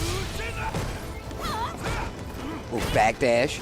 You got to be careful when that trigger's active for Colleen. And just enough, too, utilizing the very end of it. Yeah, getting the Icicle Spear. Another reversal from the side of Angry Bird. That is the second time he opted to do something on Wake Up, and Nephew has stopped it. Nephew is Nephew is loose right now, bro. Oh, look. Nephew, this isn't a content creator, I know. This is not a content creator. This is a player. This is a competitor. He might as well be a champion. He's already a champion in some degree, right? Yeah. Look at the way, just completely different play that we've seen from when we saw them play earlier. The run back is successfully changed what Nephew is going for in this matchup. The young Zeku, not too much working out for Angry Bird. I know, you might be right, Steve. It's looking like it's tough for Angry Bird. Like, what are the kind of adjustments he needs to make? I feel like there's just been, it's hard to call because Nephew has really pinpointed where he wants to go in terms of movement, how to whiff, punish, and apply pressure. The thing about it is that like they're getting a lot of exchanges, especially in this situation, but nothing, no big confirms. Nice. Like these combos, these are actual combos. You got this, But they're like 3-4 hit combos, not a lot of damage on display, right? And Nephew plays such a compact game. The last time that they played, got intel from the rest of his team and was like, yo, he's just waiting for you to do something. You still see it this time, but it's a lot more effective. The close quarters game is different. We saw a bunch of crush counters in that first game, lots of trades, lots of challenging on Wake Up because of that instance. And I'm glad you mentioned that point. You see Angry Bird kind of closing the gap a little bit more so that the hits actually connect. Even if it's a block, it's still technically connecting, right? You're not whiffing in front of Nephew. You're not misplacing the timing of your normals, but that's when Nephew starts to turn up on his offense, right? He's no longer playing the waiting game. He changes it up. That is important. Oh, finally not as important the counter. as that, though. Finally the counter, and not ready for the cross-up. Nephew successfully gets the run back, leaves with a smile. Daps him, lets him know, yeah, I'm still here. Did you see the confidence from the headset removal? He's like, that was free. I really hope we cut to Nephew in between those games. My man looked like he was about to play a pickup game of basketball out there. He was jumping around, moving, had a little smirk on his face. Yo, the highlighted tips was in full effect. I mean, he absorbed the character, and now look at him go. First game on the board goes to Panda. Man, Nephew just looking so strong right out of the gate here. Season 4 is looking great for what Nephew's going to bring to the table. And Panda's off to a good start. And then to make it even sweeter, they throw in the alpha to stabilize the structure. That's what you do. You realize who he's playing up against, right? Oh my Punk God! is playing off one of the EVO champions, Problem X. This is a dream matchup for Street Fighter V fans. And guess where it's at? Right here. Find me better Street Fighter, I dare you. Find me better Street Fighter, I dare you. It's right here. You're looking at it. You can't. You don't even have to go anywhere. I bought it to you. This is Uber Street Fighter League, and it is ridiculous. You don't even have to leave your house. You don't have to order from your phone. You can phone. watch it on your phone. I'm just saying. Ooh-wee. Round 1. Wow, we had the collaboration on loan from Mouse Sports. The collaboration actually happened, so I feel like this is actually cheap, man. We got to talk to Nasr about their team building ways. They out here, you know, going outside the means. I'm just kidding, guys. Mouse Esports is doing work, right? Again, they have a guy like Problem X who's been making waves in the UK for years now in Street Fighter. Not even just Street Fighter 5, just Street Fighter in general, right? And is doing so again, looking to probably give Punk the hardest time here when it comes to the international competition. These two, again, are very much so friendly with each other, but out in the streets, it's going to be a whole different fight. Out in the streets, that was what we call the whip punish with the Colleen. I see you, Punk. Back-to-back Colleen, by the way. Okay. Up twice over. Yeah, getting a full combo with some of the heavier set characters. But now it's going to be serious time with Trigger 1. Being able to not have to charge and throw off these headbutts is going to be pretty good. Oh, but it ain't so gonna be is that good. My man That reacted counter. with a parry. And Listen, that was damn hype. I don't know about y'all, but this guy has ridiculous reactions. He didn't even blink. I don't know what kind of glasses I wish those are. I could see Punk's face right now. Those are X-ray glasses. I don't know what that is. I wish you guys could see Punk's face right now. That My man was is in the insane. zone right now. I wish he could have popped off on this. Like, yeah, I'm the greatest. Bro, if he wins, I feel like he might pop off. That He won't, though. That's the standing thing. heavy kick. He's like, job's not finished. He's got a mama mentality to him this season. Oh, block. Good punish here. Get Oki after that. Dashes 2 times over, now applying that pressure. And I like the backdash choice there from Punk. He doesn't want to give him free meter or free damage with the follow-up hands. So that's going to be great now, but, you know, walking out of the corner is going to be what's important. Yes, sir. You can tell right now that Problem X is second-guessing a lot of his entry because he saw that big parry to get the round. So now, those headbutts aren't going to be such a go-to move, but you can't let people dissuade you, though, right? But it's so difficult because he had it in trigger. You're not even looking for a down back charge anymore. You could have just let it rip, but still. Oh, what a boost! Man, that V-Trigger 2, or V-Skill 2, being able to charge it up freely is kind of tantalizing. Look at the damage incoming, Steve. Yeah. Look at the damage. There's another one. Oh, my God. Yeah, that's a big chunk of damage. The standing heavy punch, no stun. Was looking for something from Punk. He didn't give it to him. Activation after the block sweep. Gets the counter hit confirmed. Punk back in the game. Parabellum to get the Oki. Double dash forward throw. Looking a little bit like Darknet. All the ticks. And the lights afterwards. I'm out. EX butt slam trigger Butt is available. first. That would have been just fine no matter what. That sequence would have led to so much pressure and a guessing situation because of that rowdy choke. If you two low medium kick into trigger, it's going to be so much harder for you to guess what's coming up after. And on top of that, stun was on the table. E Honda was right there at the brink of stun. If that combo would have worked out, that series would have worked out, we probably could have saw something different. 1 round apiece. Big pickup here from Punk. Parabellum knockdown. Goes for the Hailstorm follow-up. Actually stops the EX butt slam. Parabellum just getting a little chip, though. I feel like Punk is okay with that because it's going to be a lot harder for E Honda to check that after the Parabellum if you space it properly. And I like that kind of call out there from Problem X, right? He's going to say, okay, if you're not going to come to me, I'm going to get this V-Skill 2 charge in and see how you react to that. So it's going to be a little bit more dangerous. Over Punk, completely unfazed. Does not give a damn about it. Ooh, let me out, but first. V-Shift to get back. I love seeing V-Shift so actively in Street Fighter League Season 4. So smart. That's the second time he's moved out of there from hands pressure using that backdash. That should be intel. Oh, that was so smart. Hit a normal this time. The EX Hailstorm actually would have got a combo if Punk was paying attention. You had it already. Tried to do V-Skill. He had it already, though. Yo, the way Punk is playing, the intimidation might be a bit too high. Game 1 goes to Punk. I don't know. Like, the V-Skill was an accident. Yeah. Crouch meter punch though, you're not using it a lot. Yeah, because standstill speeds it. Okay. Even crouch jab as a poke is good.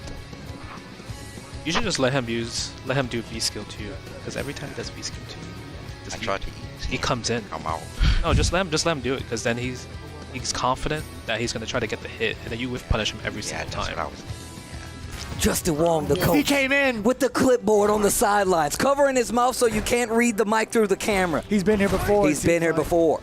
Coach Wong. Damn, Justin's back.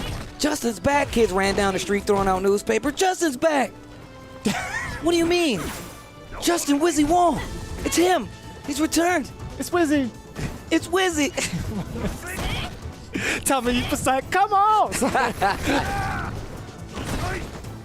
All right, so back to the action at hand. Again, Problem X already having a little bit of difficulty trying to predict what Punk wants to do, right? And some of the teammates are like, you haven't thrown out that crouching medium punch. He's like, yeah, well, this guy is throwing out fierce like a madman, so I don't want to get whiff punished. Man, this dude's Punk neutral. He's playing like crazy right now. He is the nooch. That's the thing. He's transformed into the nooch. He just turns into a space. You're like, what's he doing? He's evolving. There's nothing there but space. Exactly. He's become the nooch. By the time you realize that it's too late, that's the thing with most of these players. Once you realize the nooch is here, it's too late for you. Oh, the shimmy. He said you could take that one back with you, bro. That's a gift. Oh, and the stun would actually kill. Not again. This is actually, he has enough meter. Yeah, you're actually dead. All off of that. That sequence is so deadly. I'm telling you, man, Punk is in full control. And Honda's a big boy. So you know my man was trying to maximize the damage right there. Set point here for Punk. Give him the good old slow down there, but no matter how big you are. Right. I mean, the bigger you are, the harder you fall. That's what it is. But Punk, again, with composure. Can we talk about that for a second? He knew full well what his win condition was going to be like, and he chose the correct path. The fact that he also forced Problem X to make those errors back-to-back was even more impressive. The way he's keeping Problem X on his toes is really a problem right now for Problem X. Like, Problem X is having such an issue making sure Punk doesn't disrespect his ground. a lot of the problems that Panda is having right now revolves around the longer normals that Colleen has, right? That fierce is such a problem. Oh, there we I go. like that. That's that actually, the rest of the team actually told him he was not using that move enough. Tried to add it to the game, didn't work out, but it did work out that one time. Life lead still slightly you can't do that in front of him. He got tested 2 times over. This time, Puck 1,000% ready. It helped that he was right in his face. He didn't even have to move up. Are you actually? confirmed. No, I think you might be alive. No, so much damage. You actually needed it to kill. Yeah. I didn't think that was going to kill. Was that 2-0? That was over 2-0. the Problem X Team Panda. And once again, this is still a spiritual run back for Punk because he It is a spiritual run back. because his team, him and a nephew- financial one. Yeah, and a financial one. Their team just lost to Nasr in the finals for season 3. They came back with 2 new team members, and I'm like, what about now? What about now? And a lot of people may argue going into this situation that Nasr's team now is considerably stronger than when it was last season. So if Punk comes back with his team, Justin Wong and nephew, to get this W, what does that tell you for the season? Just putting that out there, just putting a couple of sugar cubes in your coffee, you know, I just want you guys to see it how I see it, you know? I mean, you're not wrong. You're absolutely not wrong. It only gets better. And in fact, we have more matches to come to you with Justin Wong now in the hot seat for Team Panda going up against Big Bird. Now, one of the things I would also like to point out is that during the interview, Big Bird pointed out, he said, you can't sleep on Justin Wong. He's like, we don't know who he plays. Yo, the cards of fortune. This is going to be sick. Debut of Rose here in Street Fighter League and the return of Justin Wong. Mm-hmm. This is the character that that Nasr has been kind of fearful of, right? I know for sure Big Bird was like, not a lot of people know what Rose does. Well, you know, Justin Wong happens. You know, it was one of the conversations that happened during the season finale. Is that like what happens if I pick Rose? And Big Bird literally said I would pick Ken and just DP. So the fact that he picked Rashid, like you said, it really does tell the tale of the tape by the fact that they might not know much about this matchup. Rose is a newer character, completely retooled for Street Fighter V for the ground up with dope outfits and everything. Uh-oh, gets that corner though. Big Bird finds an opening here on Justin Wong, and it is, oh wow. Nice. The thing is, there's so much recovery on that, so there was enough time for Big Bird to even punish whether it be a jump in or not. Raw activation there from Justin Wong. Oh, the anti-air is not there, unfortunately, but it could have been EX Eagle Spike, right? Wow, the teleport out and the punish as well. The teleport. Nice. Stand medium kick. Nice. Let's go. Angry Bird just puts the microphone in his mouth and goes, nice! Right, he literally tapes it to his throat and just starts screaming nice. YOLO! YOLO! Yeah, that spiral arrow, one of the tools that Rose has at her disposal that I feel like is really good in neutral control, especially against a character like Rashid. Forward throw. I kind of want to see what happens when it comes to the anti-air space, at least with Soul Blind, right? Now it's been improved this last patch. I think Rose had a really good shot to contending anything that comes in the air, but as it stands right now, Rashid is just so hard to track down. Oh, the defense. Oh, the defense gets out of the corner. Activation on the V-trigger. Forward throw. This tick game is going to be a problem. He tried to hit him with the grease in the corner. Uh-oh, wait a minute. Jump cross. That could have been the round for Justin Wong, a little bit on edge. Now Big Bird is trying to close that guy, give him a second chance. It should be more than enough. You already know with Trigger 2 that enhanced Eagle Spike also being able to track down after that forward medium punch. Big Bird looking great. I think he's playing really good. He's just throwing Rashid shit. Let's go. Rose has some ridiculous combos, by the way, especially with the way, with the way her combos work. Very unique take on the character as well. It's funny that you mentioned Alpha 2 and those custom combos, man. That's a really. I can't wait for that illusion. I can't wait. I really want to see that. Oh, those triggers. But it's not going to be the case, right? That's Trigger 2. Nice. Soul Blind. A little bit of input error there coming from Justin Wong, but now it's going to be Big Bird getting that activation. And still, Justin in a very familiar position, but the problem is he is the king of turbo. Yo, the jump back sets up the mine, and just EX Eagle Spike to get through. Big damage right there. Yeah. I think Soul Punish is going to be a pretty huge factor if you get the knockdown first. Yeah, using the trigger and the follow-up from the Soul Orb to get herself out of the corner. Oh, that is huge. Nasty. Extend the scarf. It's cold out. Take this scarf. Wrong game. Sorry. Okay. Nice. Ooh, What a wow. punish. That scarf definitely has a giant hurt box to it. Standing heavy punch, just walk up and gets the throw. Stun is on the table. Crouching light kick, activation, Nice. spinning mixer, just to stop any hope of offense getting started back up. That first round. Did you see that? What's scaling involved? What do you mean? There was no scaling. Bro. It never existed. All right. That V-skill would have been pivotal. At the right range, would have killed Justin Wong, but the mix is there as well. Justin getting the knockdown, but no soul punish. Instead, he goes in for hot pursuit. He does not get an Oki situation off of that, but he's tried to throw in the card. He tries to use the V-skill there. Didn't work out. Not in the cards today, but it's going to be tied up still. Big Bird is at match point, already swinging big whiff punish from Justin Wong. There's a soul punish to keep that presence on the field, trying to play the longer range game with orbs, and damn, that was a whiff punish. Dude, Rashid's normals, that standing heavy punch has so much range. Regardless if you're a new character or an old character, you new here, but this move is still good, bro. Neutral jump, defense, very solid for Justin here. Even just the throw tech awareness, good interruption there. Soul Spark blocked, activation on the retaliation. That's going to be highly punishable, but no, Big Bird wasn't ready for it. The EX Soul Spiral goes unpunished, but it's still fine. Still finding an opening, and the trigger is still a problem. Let's see what happens. The chase down that was nasty. And that was clutch, though. That was a well-needed win, considering the team was down 2 games. You still need to get through Punk and Nephew. Solid play by Big Bird right there. And I feel like you can tell just by the way the pace of that match, even a couple of missed punishes there from Big Bird against Rose lets you know not too familiar with that matchup. And Justin really getting warmed up, it seems like, in a lot of these situations. Yeah, that's what it felt like, right? I wanted to see a little bit more consistent conversions coming in from Justin Wong. We did see the potential of his mix-up game when it came to throwing out the Soul Orb into V-Trigger 1 activation to create those really ambiguous left-right mix-up. That's his game. That's Justin Wong, mix-up master. I wanted to see some of the medium kicks come out a little bit, or even the roundhouses, because we've seen how much space Rose's roundhouse really takes up.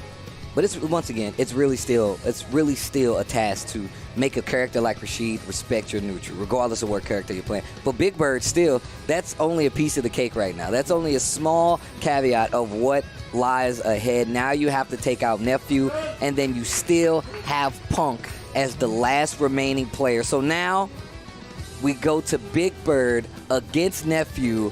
Round 1. Fight. Stand medium kick, going right back to that neutral game control. This is a version of Nephew that we are used to seeing in the atmosphere of the Capcom Pro Tour, right? We saw a little bit of it in the season finale of Season 3, but this is like a whole different side of Neph. Again, he's evolving every single time you see him on screen. Look at how much more dominance he has.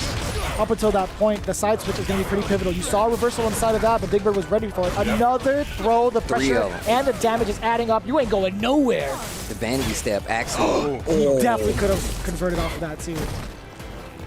Round lead in favor of Big Bird right now. Okay, V-Trigger 1. Defense so solid for Nephew. Completely avoids the V-Trigger 1 for Rashid. Obviously a space control tactic, not gonna work. Keeps the corner, there's the interrupt. Defense. Not dead, but this situation not good. Both of these guys not in too fair situations. Likely pretty even, 33 seconds left on the clock. Constantly going back to that space. Big Bird disrespecting Colleen. Oh, and there's no whip punishes from the side of Nephew, though, but it's so scary. That medium kick is just enough damage to take the deal, but we'll see what happens. Nephew does have a low medium kick of his own. Any touch can do it. Overhead, no, that's not the touch he needed. Oh, nice. And he spent the bar for it. He thought Big Bird was going to back up and give him that space. That was so good for Big Bird to not back down despite being that close to death as well. Once again, look at what we saw from that Justin Wong game, bro. Like, that alone just should let you know just how willing Rashid is to walk in that space, control the neutral. Big Bird understands that. Okay, jump out. Parabellum. Gets the heavy punch for the knockdown. Now, the stun is racking up, but I think it's going to be dead before the stun even hits, to be quite honest with you. The Big Bird Yes, sir. Does get the whip punish. And that was against a medium punch coming from the side of Colleen. Forward throw now. Here comes the mix. No. Oh, so smart like that. with the delay get up right there. Delay get up to avoid the mix from the V trigger 1. Oh, no, Stuns but you up. can't avoid that. Oh. You might be stunned. Oh, no. Mistimed the throw. This is a tough spot to be the in. jump back and the confirm. Yo, nephew, stop. Doesn't matter. Yo, stop. Nerfed. Nerfed. Man, the way nephew just looked at the screen. Now you understand, man. Like Rashid players jumping off the wall like that, you get into juggle state. Going back to the neutral, just runs in. We've talked about the fact that Big Bird is willing to just go into that neutral space. Nephew calling it out with the heavy punch. Answers back with the wake up EX spinning mixer. Shades Boil King. Oh, crush once again. It's been a lot of glass. Watch your toes. It's a lot of broken glass in this area. Hopefully you got on shoes. Got some sandals on. Probably got the Birkins too. All right, here we go. Trigger activation there. Coming in from Colleen. This is going to be kind of tough now. Firing right back. Tries to create some space with it, but when is he going to go in and how? There it is. Nice. Man, that is so smart and so sneaky. V-skill, roll forward. Tactical maneuvers here from Big Bird. Oh, the whiff punish on the eagle spike. Yo, nephew. Just that as a choice, though, like maybe trying to hit at the tip of the knees, maybe? I don't even know. Nice. Bro, the speed that nephew has been playing is a lot slower than his normal pace. Nice! Still able to make something happen. Bro, Angry Bird is popping off. He's actually... He's just trying to randomly. You just gotta just contain his dashes. Yo, Big Bird doing a great job of controlling his neutral. And what's crazy is nephew's playing ridiculous. I'm trying to listen into what Punk was saying earlier. Like he was saying, you know, he's not really showing off the card of like dashing up to you. So I think you have to be a little bit more proactive with your normals. At least that's what I thought I heard. No, he said you have to check the dashes harder. He said that's what he said. He's like, you have to check those dashes harder because he keeps doing it. I felt like I didn't even see it that often, though. That's the thing. Like, there was mostly, like, crush counter normal, and then, of course, the crouching heavy punch as well. Now he's active in these grip punch games. I'd have to recheck this one, to be honest with you. The only significant, like, dashes I saw came from, like, trigger activation. Okay. Speaking of trigger activation, Big Bird gets the side switch with the trigger 1.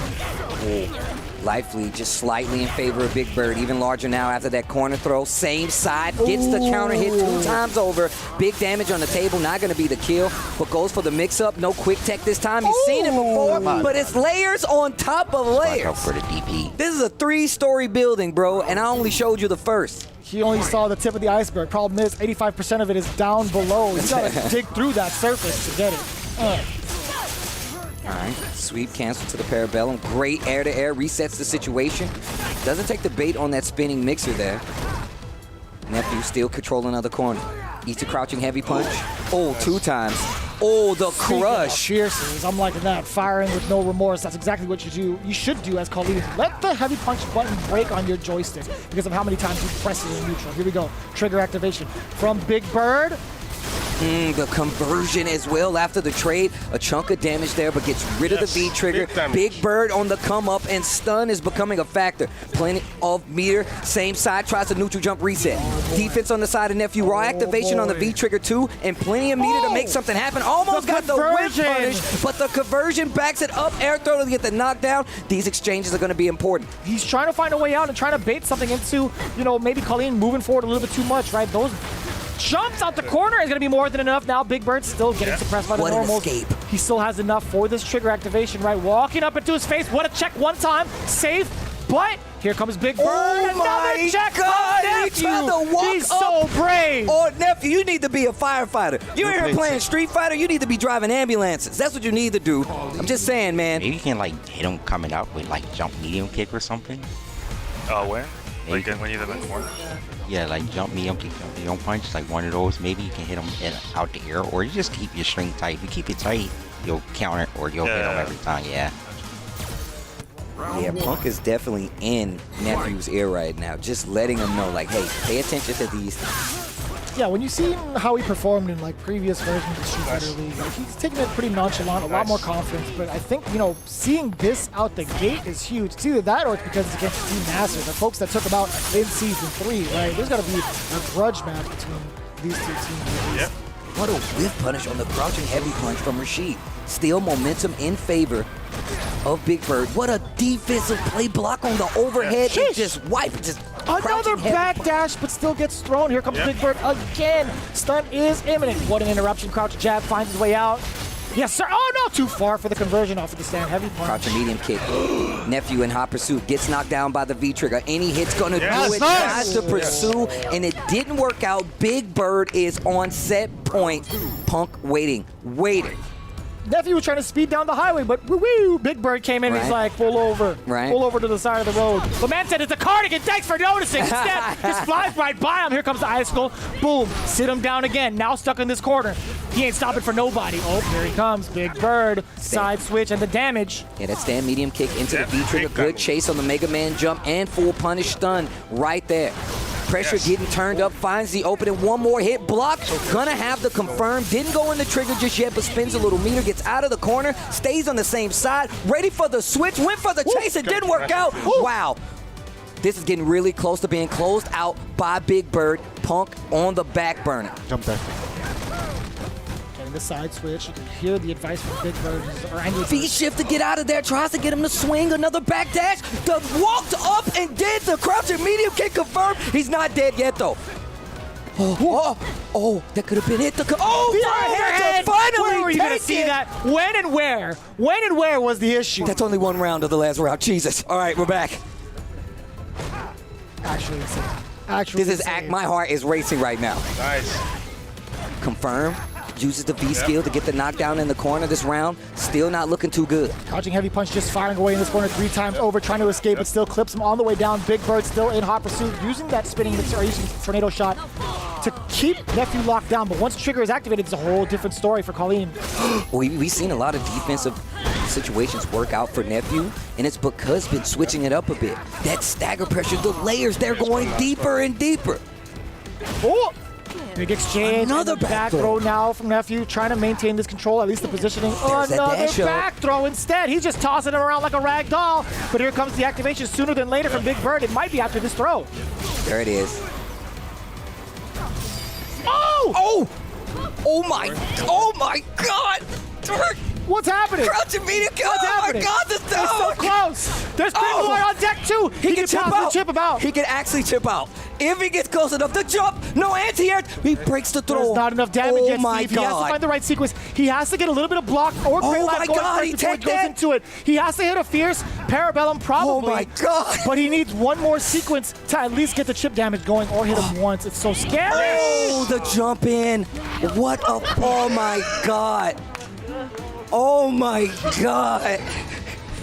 Jesus. Big Bird is playing out of his mind. He is definitely trying to crap on Panda's cars right now. He's definitely trying to crap on Panda's cars right now. That's what birds do. They ruin your day. You just got your car washed. Man. They're waiting outside your house to crap on your car. That's what Big Bird just did. Steve, what was that? Come on now. He couldn't hold it. Oh man. Did you see Punk and his demeanor as he sat down into the hot seat? He is all game right now, tuned in, because you got to remember, Big Bird is the one that eliminated him in the season finals. The plot thickens. Where are you going to find me better Street Fighter? You can't. This is the apex. This is where it comes from. Let's go, man. Let's go. This is the core right here I'm looking at, man. This is the kind of matches we were looking forward to. Why do we miss offline? Because of this right here. Because of these kinds of matches. The final match, team battle number 2, week number 1 of Street Fighter League, comes down to this. The person who eliminated him from the finals is going to be Big Bird versus Punk. Panda versus Nasr.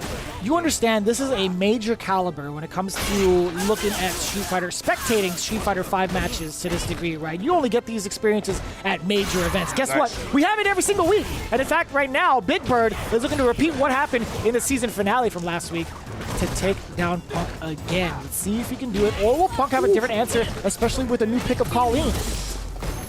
Not going to be the Vega this time for this run back, but Colleen has been doing work so far. Again, eliminating one of the players earlier, taking out Problematic. But you have so much data now, right? You just fought Nephew. Nice. Nephew arguably the better Colleen, right? Yep. Ready with the conversion. Okay. Big damage here. Hailstorm set up. Oh, you thought you could frame kill just a little bit, but it wasn't enough, or at least it wasn't in time. Oh, that dash up, got caught, first round. He's so scared. Oh, what? Angry Bird just called him out like that. He's so scared. What do you mean? You can't just say that about Punk. Right. Oh, get him out of there. Ready You thought for- he was scared? Hell no. Oh, there's the stun. You know, that option, that air throw option is an option we did not see Nephew go to deal with that corner pressure. He used Vanity Step, and both times it actually got him in trouble. Gets the conversion off the crouching heavy punch. Punish. Oh, that's gonna be a huge. punish. Dash Just push to the forward corner. throw, plus Fred, get him out of there. It's Trying okay, to chase. it's okay, Yeah, it's okay. tried It's to okay, it's punish the V reversal, just slightly off the mark. And Punk finding solace in that full conversion. One round apiece in game one. One thing that I like that's different from these two, from the two Colleens we just saw, is that what Punk goes to punish with has simpler punishes sometimes, and that just stops the momentum of Big Bird and gives Punk back the neutral that he likes to control. That's what I like to see. That's very Karen-esque, right? He would go air to air with the target combo, but instead it's a lot easier. Just jumping in the air with a throw in quick reaction, quick fashion, I should say. And that's something Nephew kind of neglected when it comes to controlling the corner. Trade combos, I got those, and then the crouching medium kick to send you on your way. Still one round apiece in this first game. Goes straight into CA. Spending a lot. I mean, I don't blame him though, right? Because this is the last round. Put a little pressure on your opponent, but Trigger is on the table. V-Trigger wanted to control the space, and we saw him use it to walk Colleen to the corner. Trigger's probably going to come out pretty soon. There it is. Sarah dashing up in there as well, pointing her way back as she... What in the world? And That the is throw nasty. to get the... It's long enough to stop the animation of the V-Trigger, but it's not done yet. Punk uses the trigger to get out. I like it. I like it in The an anti-air. anti-air from that far, man. God, all he wants to do is random people out, bro. You're playing so good.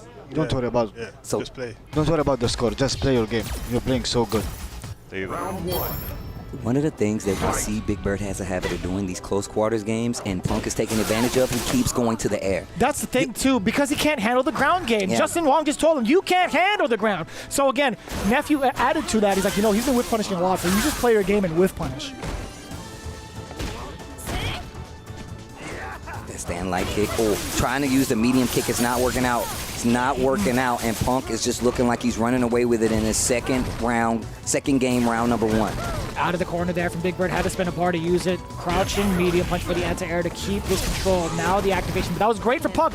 Dashed up to eliminate the threat early. Nice. That Okay, was great. wait a minute. Big Bird has a chance here. Trigger activated, though, for Punk. Getting a little gray life as well. Crouching, heavy punch, no Oh, that hit. confirm. Wait a minute, still gets a conversion on the combo. Crouching heavy punch, and I like that option. That's something Nephew was not able to deal with. Was not able to deal with it, and literally went to Vanity Step and put himself in a worse situation. So now you see Big Bird using that wall as a balancing act, tries to get in. Punk overextends and eats a jumping heavy kick forward. Meets him in the air, spinning mixer to stop the pressure, and you know that was a big bet because he definitely would have died if that was blocked. You were dead if you blocked that. Punk actually had a smirk on his face. He's like, I did appreciate that. That was a gamble that was worth. And you know, that's just part of life. That's just part of the game. But you didn't block it. That's the whole That's thing. the thing. But you didn't block it. That's the Shoulda, whole woulda, thing. coulda. Oh. We were talking about whiffing some of these normals, but now Big Bird has seemed to tighten up the spacing significantly, right? He's seeing all these targets and all finding the mark with the crouching heavy punch especially. That led to this entire sequence here. Now close to stun. We had to get that trigger going. That is a big crush. But no conversion, Steve. Yeah, a little bit out of range right there, and just wasn't prepared for the hit low forward, and the spinning mixer gets the knockdown, and it has Punk reaching a little bit out of his range, a little bit out of his depth. Uses that V-trigger a little bit to get a throw. Oh, fighting out of the corner. Tries to use the whirlwind. Punk ready for the off the backboard jump with the throw. Yep. Oh, tick throw. Mixer to get the knockdown. Back fight to the middle of the stage, and anything can do it right now. How did Punk know he wasn't in range? Okay, spinning some meter. Gets this better situation. Knockdown in the corner. Mixer's right there, though. Damn, that was a meaty icicle. Ain't talking about no meat pop. Here we go. Oh, and you checked the... You still checked the low and the movement. Punk was trying to evade the danger, but that's the problem, man. Rashid could close that gap so quickly. Good check. I think when he's in the wall, just don't like chase if you have the life lead. Punk told Big Bird backstage that he doesn't mind losing, but he does not want to lose to Big Bird specifically. That's hurtful. Look, they talk a lot of smack to each other. We've witnessed it firsthand. Okay, Parabellum. Angry Bird was talking about Punk, saying, you know, he's nervous, he's scared. He's been dropping a lot of combos, but we see that drop coming from Big Bird instead. I don't know if it's going to be a huge detriment to his gameplay now. I don't know if that's going to psych Punk up. He's like, all right, who's the scared one now? Look at this. Gets the forward throw. Punk looking good. 2 throws, but we've seen Big Bird run back games like this. Crouching heavy punch, go straight for the trigger. Mixer just to get the powered up push to the corner. What a check on the dash with the V trigger activation. This is set point. Team battle point for Panda. It's true. It's the final game, or at least potentially, right? Unless Big Bird can make that comeback happen, at least tying up the rounds, then we'll get ourselves that finale run back. Oh! Nice. Big whiff punish from the side of Big Bird. I got a little bit too excited about that one, but the cross-up is there. No conversion from both sides. It's a mess. V reversal. I was wondering when we were going to see it. It's a lot of pressure coming from Rashid. Changes up the trajectory on that jump in with the dive kick, the evil spike. Just walking Big Bird to the corner did not work out. There's a tick. And now the whirlwind shot to kind of back up the pressure afterwards. Yes, sir, you saw it just now, but Punk finds a way out of the corner. Big counter hit. Another hit. One more touch. Oh, right, gets blocked. This is a great punish. Now it's a full sequence from Punk, but Punk is still at a huge deficit. Yep. You knew it was coming. Punk knew it was coming, but check this out. He doesn't have any more meter to do it again. Yep, but he does have V reversal and stun is right there. And that should be it. Sends them home with a little T, and that's gonna be the team battle point for Panda. And man, what a battle we just saw. God dang. I almost said something I don't think I could say, but wow. All right. All jokes aside, man, they got the run back. Punk managed to take down the person he was gunning for the most. He did not want to lose to Big Bird nor this team again. And that's a great way to start it off, right? When you're talking about the first week of team battles, getting that W on the board feels pretty good. But I will say, it was mad close. It was super. I mean, but if you remember the finals, that was some very, though a lot of those rounds could have went either way. A lot of those rounds could have went either way. The character switch up is obviously different this time around, as opposed to, you know, not having, who did he play last time? Vega versus Ken versus Big Bird's Ken. This time playing the Colleen versus the Rashid, and you know Punk is feeling that. He's like, bro, that was my Colleen. Like, you know that's how he feels about it right now. Even saying he did not want to lose to Big Bird specifically says a lot. But there you have it. It's already in the books. This is a double round robin tournament, guys. Yes, sir. Just so you know at home, if you're new here, let me tell you, this is a double round robin tournament. All these teams will get the chance to play each other twice, but you can't ban the same character twice. So let's talk about that for a second, right? When we talked about this matchup, it was Nasr versus Panda. We talked about the bans that took place, right? Nasr decided to pick Carrion to lock down Punk, and Panda decided to ban Bison to lock down Problem X. You're trying to see what transpired earlier. Like, if you just missed the matches, like, you're taking a look at Nephew versus Angry Bird. That was indeed the run back from last season's finale. Angry Bird took it down pretty convincingly against Nephew, but there was something about Nephew this time around that was completely different. Shutting him down 2-0. That was a 2-0. That was actually ridiculous. When I tell you, it was literally like they had just played and made the adjustments instantly. Like, yeah, they were waiting on you. He's like, well, this game, I'm going to wait longer. And that definitely feels like it's a little rivalry building up at this point now, especially with the fact that, once again, we don't get to see this kind of concentrated Street Fighter rivalry in front of us a lot, right? These guys are specifically aiming for each other, right? Like, you do this in the bracket all the time, right? You get to see your potential path. But the fact of the matter is, for Street Fighter League, it's different. You're fighting multiple top-tier, world-caliber class Street Fighter players who have multiple characters on top of that. Some of these guys got world championships under their belts, kumites under their belts, and all kind of events. Years of experiences going into this. And to see how all this is playing out, this big mixing pot of Street Fighter rivalries and personalities is actually going to be ridiculous. Speaking of personalities, we got one of the biggest ones, and the big winner today in this team battle is going to be Rob TV on the stage with Punk. Could we really expect anything less from these two titans that we have, Panda and Team Nasr? But of course, Punk, the god, had to clutch it out when it came down to the moment that mattered most, was able to stop an on-fire Big Bird. What were you thinking going into that match with Big Bird? I pretty much already know what to do. Like, I know he's just trying to get in once, because he knows that he'll never beat me in neutral. So he just want to get in once and then start his offense and just win from that. But if I can just shut that down, then he doesn't really, it's like the chances are very low for him to win. So as long as I can stop myself from getting cornered, and at least early in the match, and at least I can make him make a comeback and maybe guess right. And yeah, so I just need to stop him from going crazy. I heard you actually off camera ask him, like, bro, why are you so random right after you actually got a W? And I think you brought up that he played a bit random in the finals as well. What do you mean when you say that he's playing random? I don't know, he doesn't usually play like that, but for some reason here, he just like letting stuff go. He's doing like JBs, you know what I'm saying? I don't know what's wrong with my man Big Bird. He going crazy. Okay, so of course, outside of just the Big Bird match, you did go up against Problem X. And I'll tell you what, me and I'm sure everybody at home, that's one of the matches that we are the most excited to see, you know, just throughout this entire season. Because I would say that you guys have a bit of a rivalry, but not in a toxic way or anything like that. Just you always have to go up against each other in big tournaments. How confident were you going up against Problem X? And especially with the fact that you guys didn't have your main characters. Do you think that your secondaries are stronger than his in full power, or how do you think that matchup is?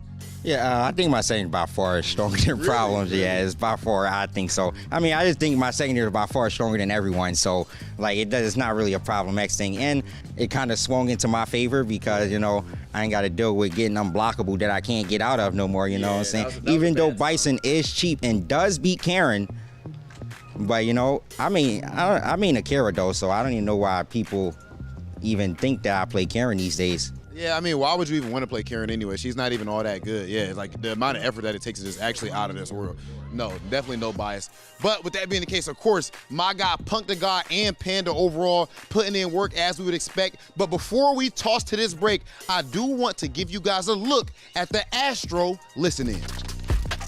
Nice. Let's go. He's just thirsty for the V trigger, and that's all he wants. Yeah, so much slide. Yeah, he's just thirsty for the V trigger. Just contain his dashes, and you know, you seen he tried to jump dive kick, so yeah, you got this. I mean, he's just trying to maul you. You just gotta just keep it solid, and he's probably going to start jumping and dashing now, especially jumping, so you might have to look out for that. Yeah, look out for the jumps because I stopped the dash. Punk's really gonna mash out parry on defense that much. No. Yeah, so you can kind of run it a bit more.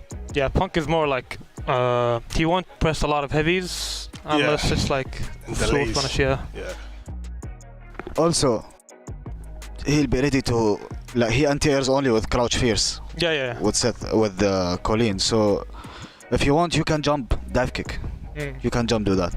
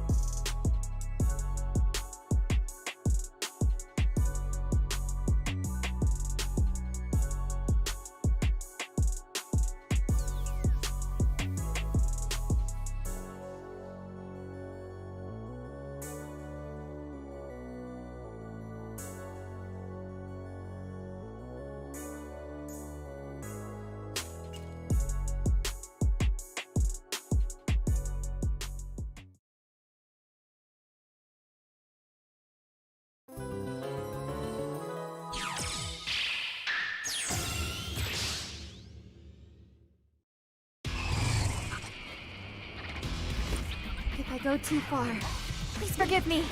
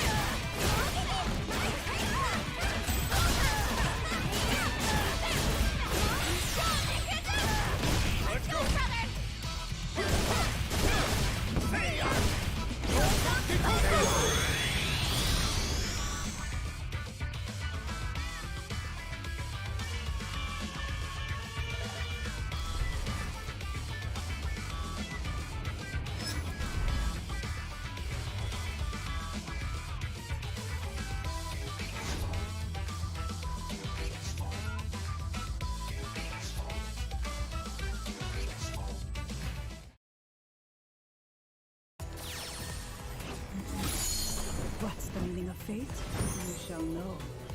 Was that a shot? Sword fire! Punishment! Was that a shot? Can you keep up? Sword fire! Sword fire is the end for you. It's your destiny. Soul power's nature. Fate or a fuck!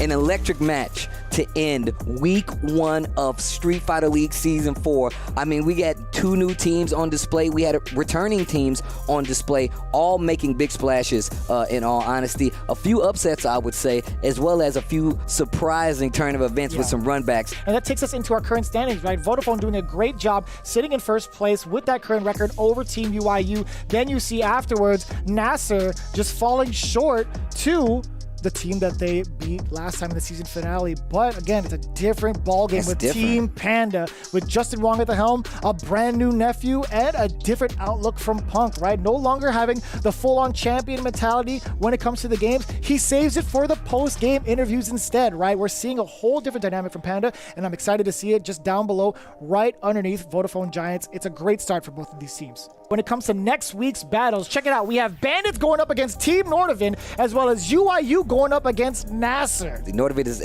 one of these teams I've been looking at for quite some time. They have a ridiculous team. And the same goes for Team Bandits, right? The newly improved Team Bandits with Mena RD and Kaba. The brothers are back together again, no longer on separate teams. And before we get out of here, guys, please do not forget to show a little love to Astro. Definitely been holding us down here. And the main headset and mix-up of Street Fighter League Season 4. That's right. The great sound, durability, and clear comms is what you experienced here for this week's battles, right? You got to hear all the trash talking. You got to hear all the important insights from these players to get the upper hand. And again, they did so with the 840 headset. We highly encourage you guys to check it out with the Twitch panel below to pick yours up as well. They've been doing work in the FGC and continue to do so with their magnificent quality headsets.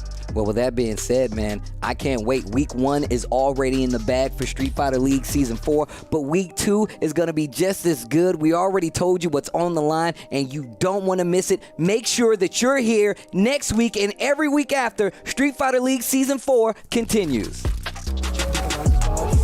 Oh boy, side switch incoming. You're getting a little bit of extra damage, spending it for the slide.